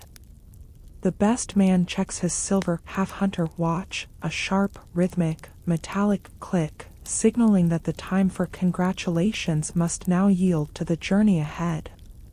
The crowd begins to part, forming a new, rhythmic, expectant lane toward the waiting carriage, as the first, joyful chapter of their life as a couple comes to a beautiful, communal close. As the initial crowd of well-wishers begins to settle, a new, rhythmic, technical ritual takes place near the church porch. A traveling photographer, dressed in a heavy, dark wool vest, has set up his massive, mahogany bellows camera on a sturdy, oak tripod. In the late Victorian era, wedding photography was not a series of candid snapshots, but a slow, methodical, rhythmic performance of stillness. Because of the slow chemical emulsions on the glass plates, the bride and groom must stand perfectly stationary for several seconds at a time. The photographer ducks under a thick, black velvet cloth, his voice a muffled, rhythmic, instructional tone as he adjusts the focus. He emerges with a small, brass-capped lens cover, his eyes fixed on a silver, rhythmic pocket watch to count the exposure time. The bride is positioned in the center, her ivory silk dress catching the midday sun with a brilliant, oily sheen, while her lace veil is spread out in a deliberate, rhythmic, cascading fan on the gravel path. The groom stands beside her, his hand resting on her shoulder in a gesture of protective, Victorian, proprietary affection.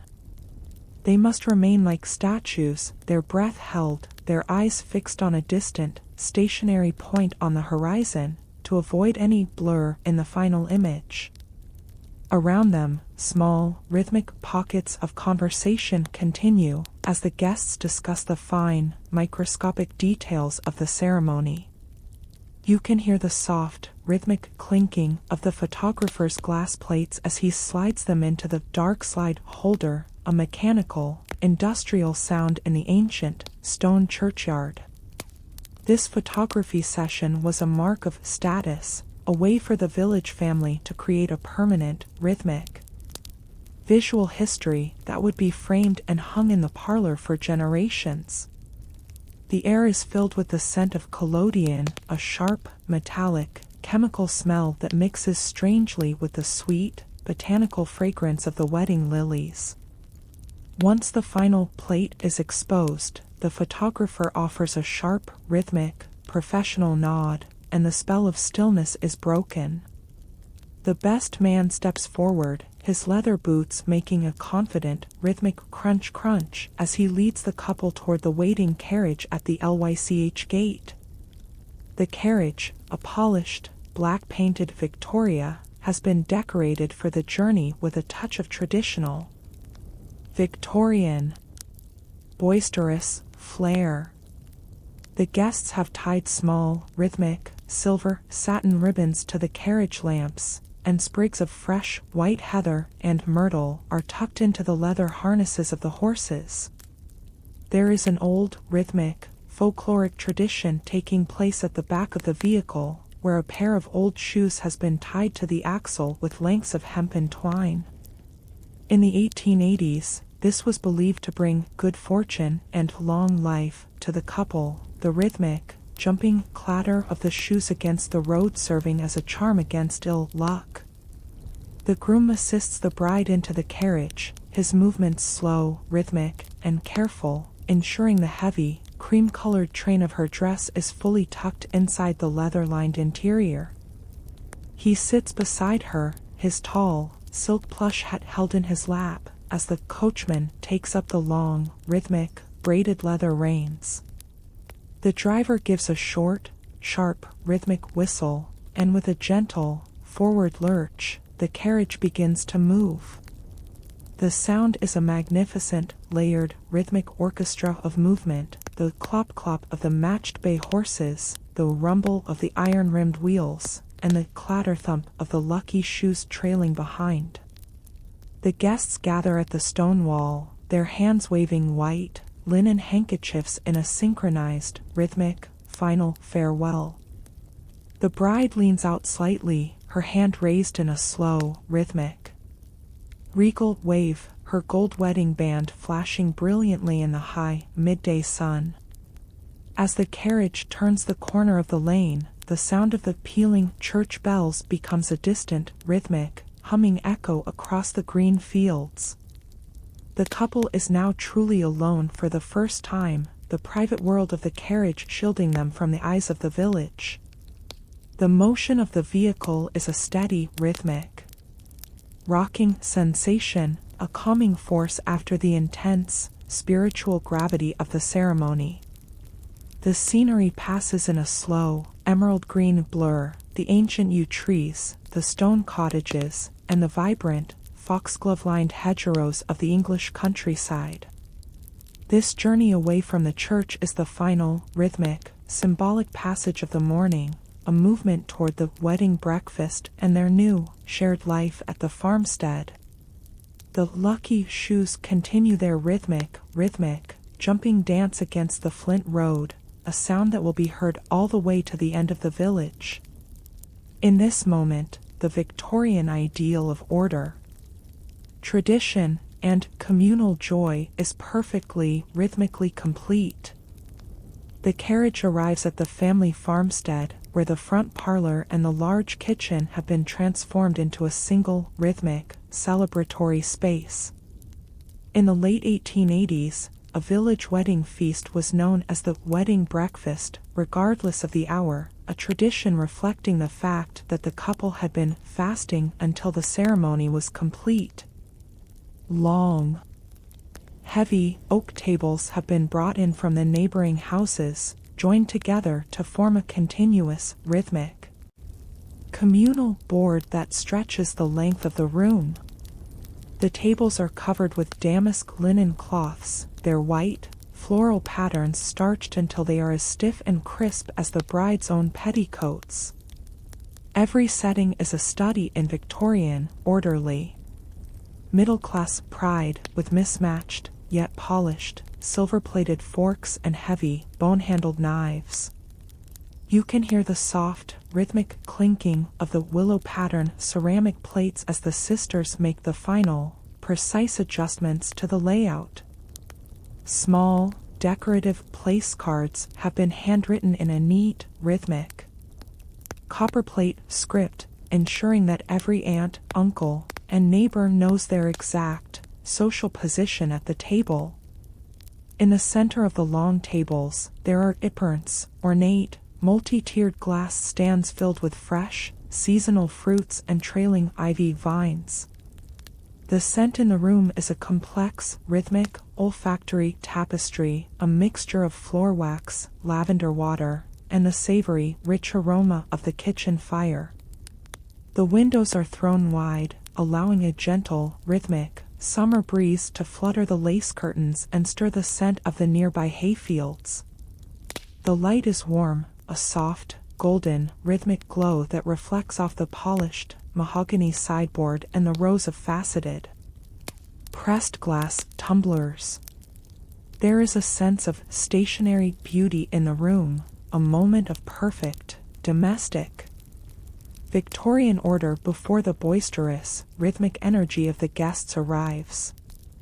The best man performs his final, rhythmic, logistical duty, checking that the ale barrels and the cider jugs are positioned correctly on the heavy, slate floor of the pantry.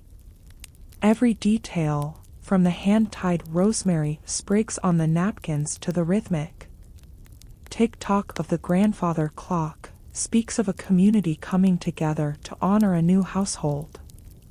The room is a vessel of history, a space where the simple, rhythmic, agricultural life of the village meets the high, formal standards of the Victorian era. As the first, rhythmic rumble of the guests' voices is heard in the hallway, the stage is set for the most important, communal, social ritual of the day. The guests take their seats along the long, damask-covered tables, and the air in the parlor fills with a heavy, rhythmic, savory symphony of aromas. In the late Victorian era, the wedding breakfast was a display of a family's providence and resourcefulness, a collection of the finest, seasonal, local produce. The first course is brought from the kitchen in massive, steam-shrouded, ceramic tureens, a rich, clear mutton broth or a thick pea soup seasoned with garden mint. The sound of silver spoons hitting the willow pattern plates is a steady, rhythmic clink, clink, clink as the guests eat with a quiet, respectful, Victorian decorum. On the sideboard, the main viands are displayed, featuring a large, cold-glazed ham, its surface decorated with a rhythmic, lattice pattern of cloves and brown sugar. Beside it sits a roast sirloin of beef, cooked until the outside is a dark, rhythmic, caramelized brown, while the center remains a tender, pale pink. In an agricultural village, these meats were often home-cured or raised on the very farm where the wedding was held, a direct, rhythmic, physical link to the land. There are raised pork pies, their crusts thick, golden, and hot water tempered, filled with seasoned meat and a rich, rhythmic, clear, savory jelly. The vegetables are simple, yet plentiful, buttered Jersey Royal potatoes, young carrots with their green tops, and pickled walnuts that provide a sharp, rhythmic, vinegar-toned crunch. The conversation flows in a low, rhythmic hum as the local curate discusses the hay crop while the schoolmistress admires the clarity of the bone china teacups. As the savory dishes are cleared, a sudden, rhythmic, expectant silence falls over the room as the centerpiece of the day is revealed. The Victorian wedding cake is a marvel of 1880s, domestic confectionery art, a multi-tiered tower of dark, rich plum cake. Unlike modern sponges, this cake is dense, heavy, and packed with brandy-soaked currants, raisins, and candied citron peel, a mixture that took months to mature in a cool, stone cellar. The exterior is covered in a thick, bone-white layer of royal icing, a mixture of egg whites and sugar that has been beaten until it is as hard and smooth as marble. It is decorated with piped floral motifs, lilies, orange blossoms, and true love knots, reflecting the rhythmic, symmetrical, Gothic aesthetic of the era.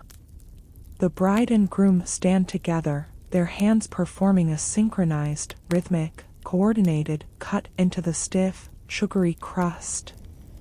A small, silver cake knife is used, and the first slice is shared between them, a symbolic, rhythmic, communal act of union. Next, the tea is served, a strong Indian Assam or a China black, poured from a heavy, silver-plated samovar or a large, floral-painted teapot. The scent of the tea is dark, tannic, and earthy, providing a rhythmic, bitter, grounding contrast to the intense, sugary sweetness of the fruit cake. As the cups are filled, the best man stands, his leather boots making a firm, rhythmic clack on the wooden floorboards as he clears his throat. He raises a faceted flint glass goblet filled with sparkling perry or a light pale ale, his voice a steady, rhythmic, oratorical resonance. The toasts in the Victorian era were formal, structured, and sentimental, often including a prepared speech that praised the virtue of the bride and the industry of the groom. He speaks of the sacred, rhythmic, enduring bonds of the parish, and the importance of a well-ordered and respectable household. The guests join in with a rhythmic, collective "Hear, hear," as they lift their glasses in a slow, synchronized salute.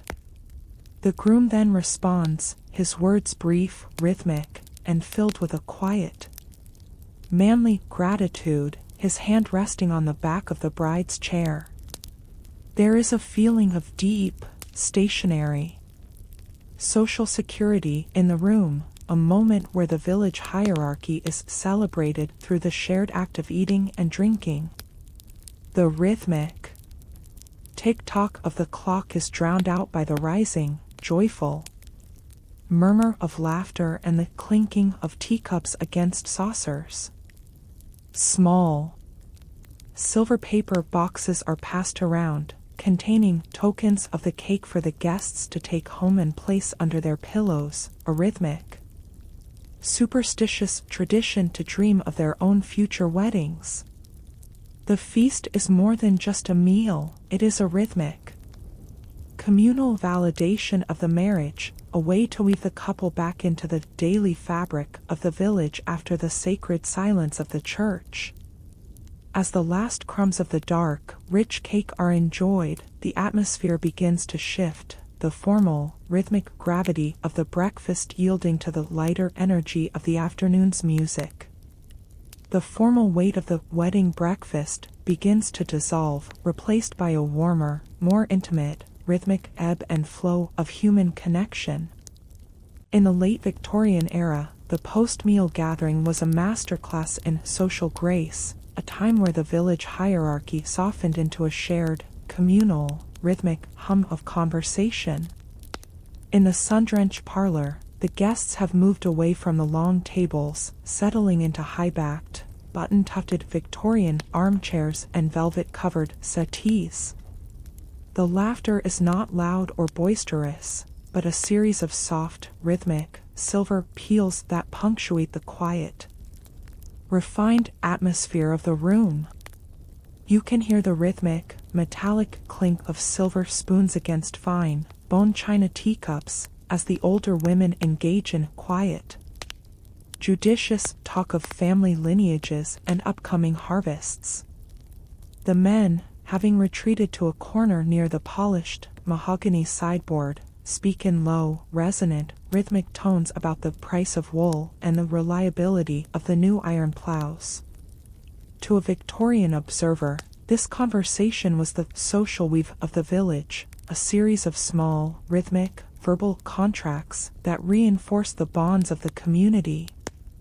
The air is filled with the scent of sandalwood and lavender, mixing with the faint, sweet, syrupy smell of the remaining wedding cake.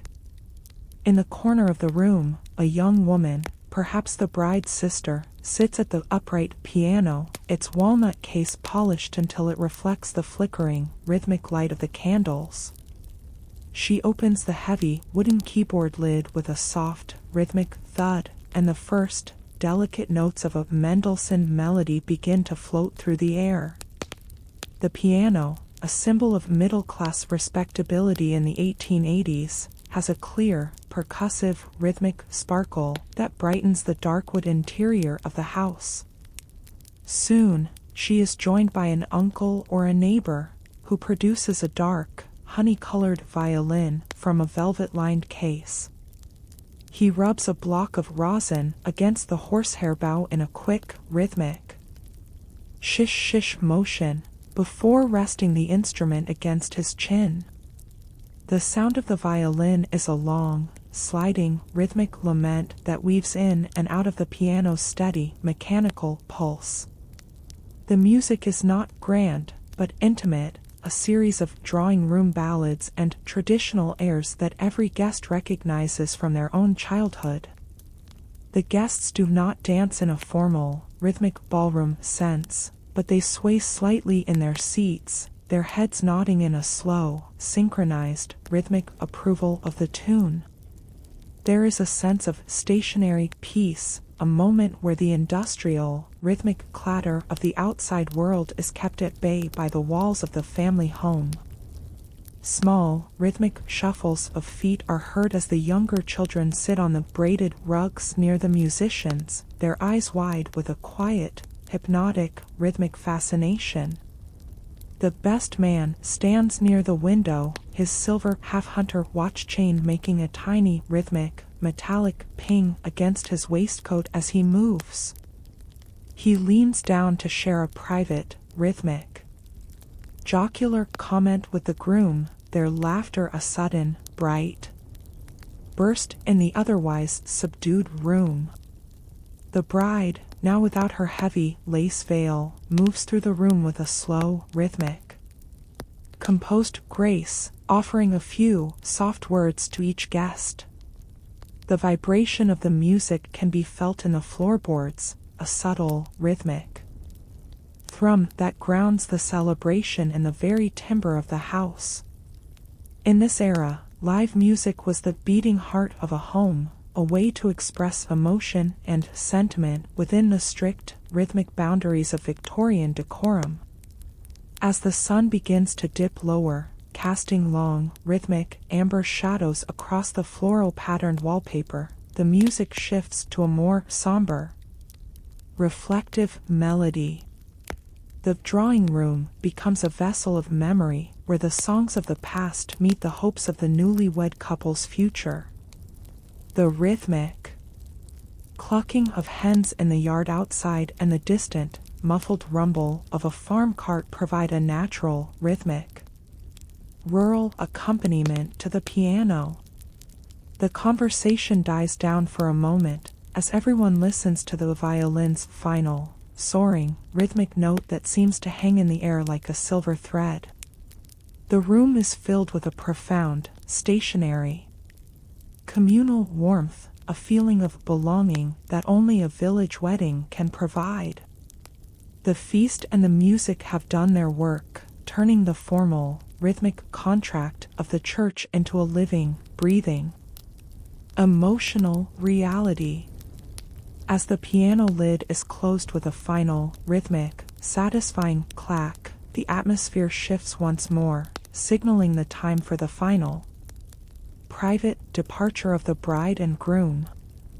The high, brilliant gold of the afternoon sun begins to mellow into a deep, rhythmic, amber glow.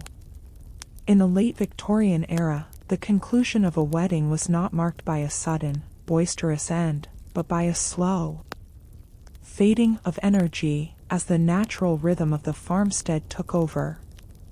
The long shadows of the ancient, gnarled oaks stretch across the gravel path, their dark, rhythmic, skeletal fingers touching the stone walls of the house.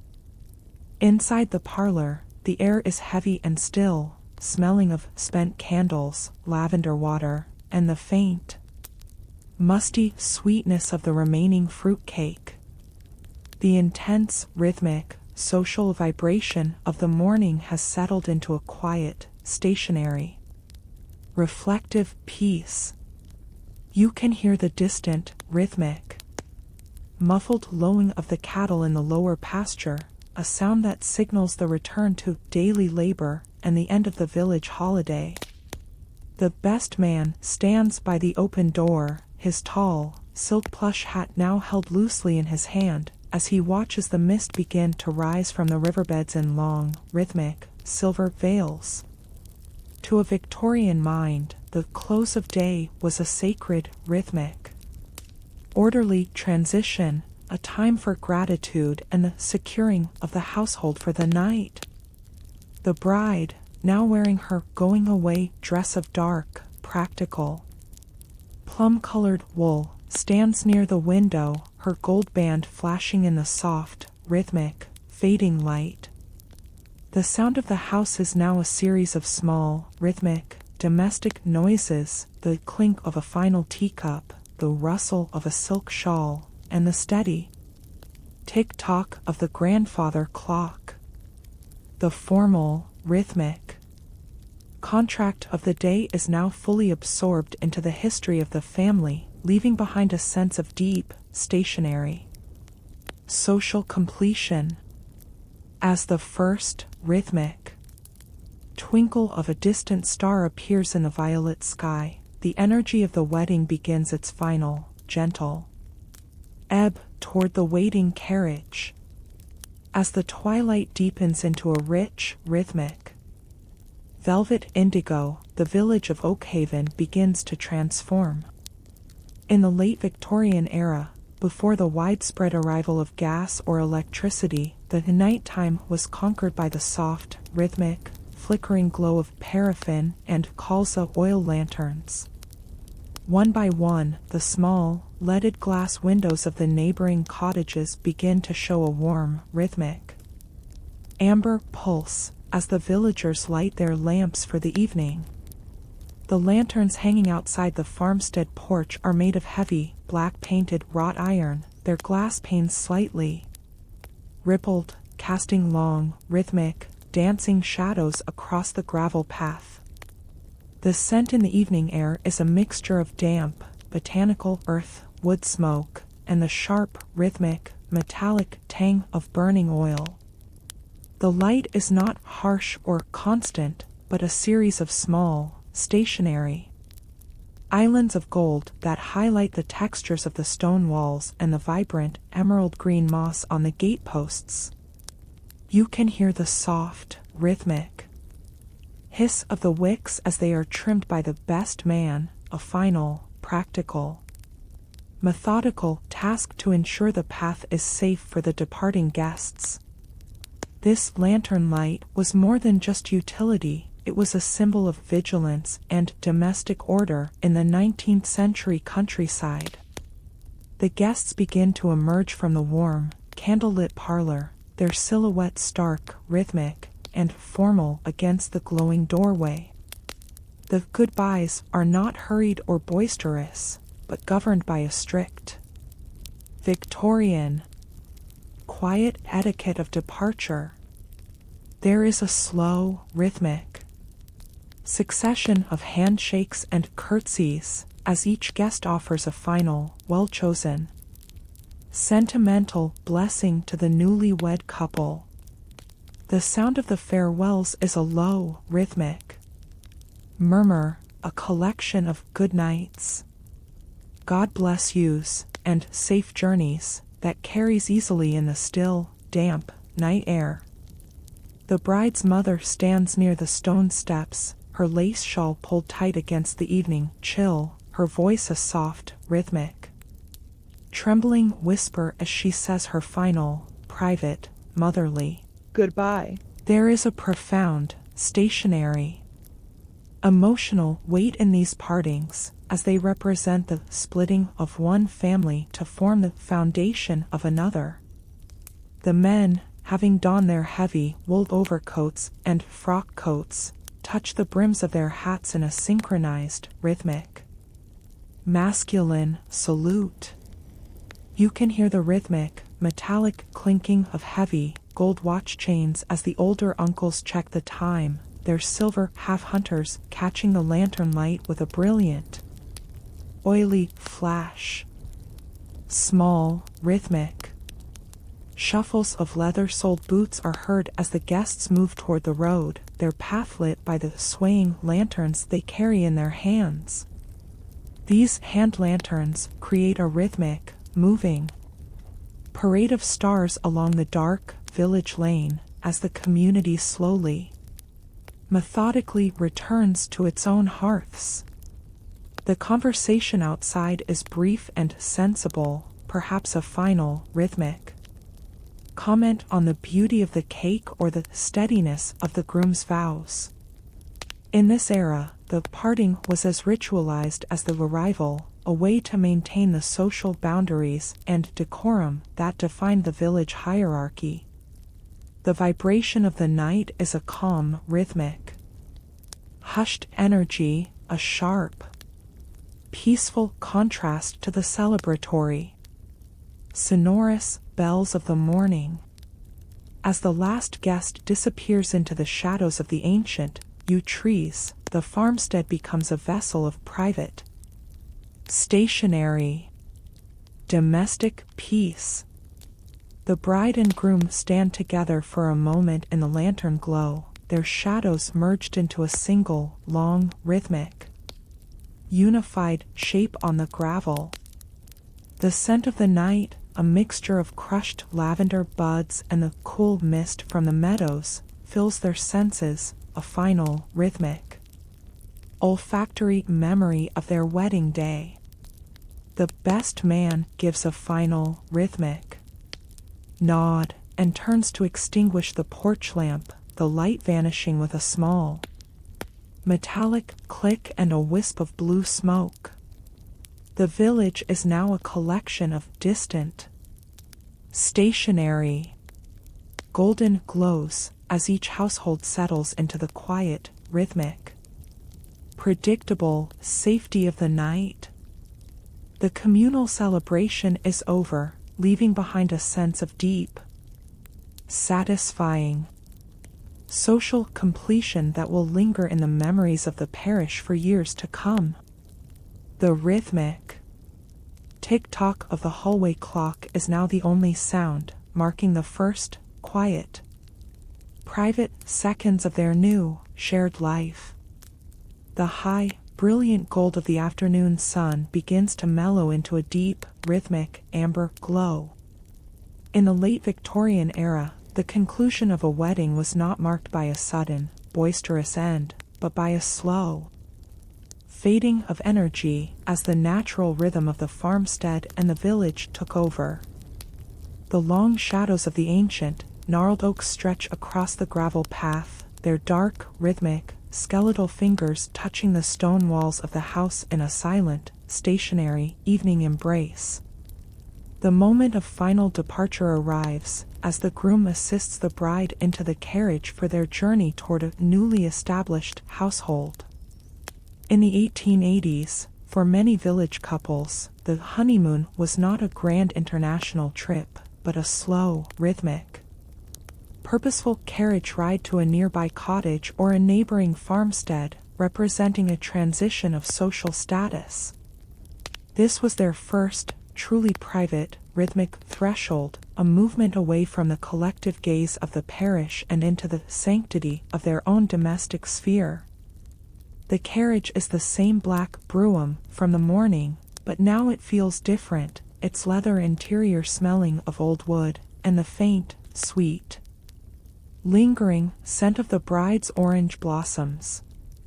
The driver, dressed in his heavy wool livery coat, flickers his whip in a slow, rhythmic, respectful salute, and with a gentle, forward lurch, the iron-rimmed wheels begin to turn on the flint road.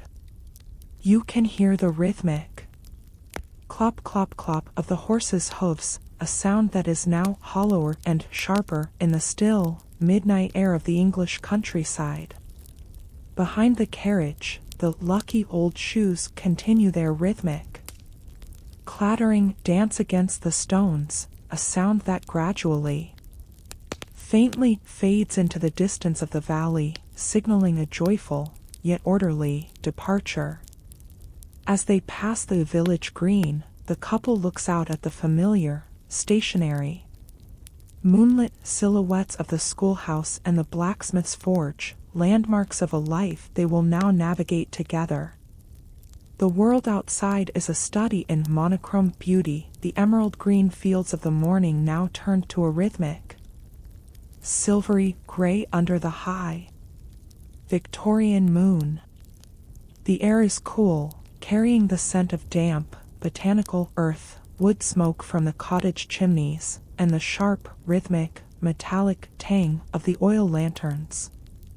There is a profound, rhythmic, stationary peace in the carriage, a shared silence between husband and wife that is more communicative than any spoken word, a silence built on the gravity of the vows they exchanged. The vibration of the vehicle is a steady, rhythmic, calming force, grounding them in the physical reality of their new, shared life, away from the sonorous celebration of the church. As the carriage disappears over the crest of the hill, the village of Oakhaven begins its final, rhythmic, meticulous return to silence. The parish church stands tall and stoic on the horizon, its square, stone tower a dark, stationary guardian over the sleeping valley and the ancient, mossy headstones. In the belfry, the heavy, bronze bells are now silent and still, their ropes coiled in the dark, smelling of old hemp and dust, waiting for the next, rhythmic, communal event. The lanterns in the cottage windows are being extinguished one by one, the warm, rhythmic amber glows vanishing into the deep, indigo night, as the villagers retreat to their own hearths. The only sound remaining is the rhythmic sighing of the wind through the ancient, gnarled yew trees in the churchyard, a sound that has echoed through the parish for centuries. The natural order of the Victorian countryside is restored, as the nocturnal creatures, the owls and the foxes, reclaim the rhythmic, hidden paths of the hedgerows and the shadows of the watermill. The wedding day has been absorbed into the ancient, stone memory of the village, joining the thousands of ceremonies that have taken place since the parish was first founded. There is a sense of eternal continuity, a feeling that the rhythmic, cyclical nature of life, birth, marriage, and labor is the true, stationary foundation of the human story in the 19th century. The mist settles thick and protective over the meadows, muffling the distant, rhythmic rumble of the valley and the soft babbling of the brook that runs behind the farmstead.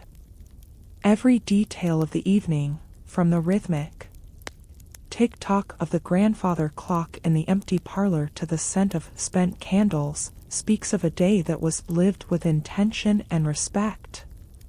The village is now a place of absolute, profound, restful silence, a stillness so deep it seems to vibrate with the weight of tradition and the moral order of the era. The day is complete, the contract is sealed, and the rhythmic, steady heartbeat of the village continues its march into tomorrow, leaving the newlyweds to their first, private, sacred morning. The stars above Oakhaven shine with a cold, rhythmic, stationary brilliance, watching over a community that finds its strength in the predictable and the enduring. As the moon reaches its zenith, the last echoes of the carriage wheels vanish completely, and the story of this Victorian wedding becomes a silent, rhythmic, golden page in the book of history. Educational reflection. This story of a Victorian wedding teaches us that the foundation of a beautiful life is not found in the extravagance of the event, but in the depth of mutual respect, patience, and social responsibility. In today's fast-paced digital world, if we can learn to maintain patience and stillness toward one another, just as they did in the days of old, our relationships will become as sturdy and timeless as the Victorian architecture that still stands today.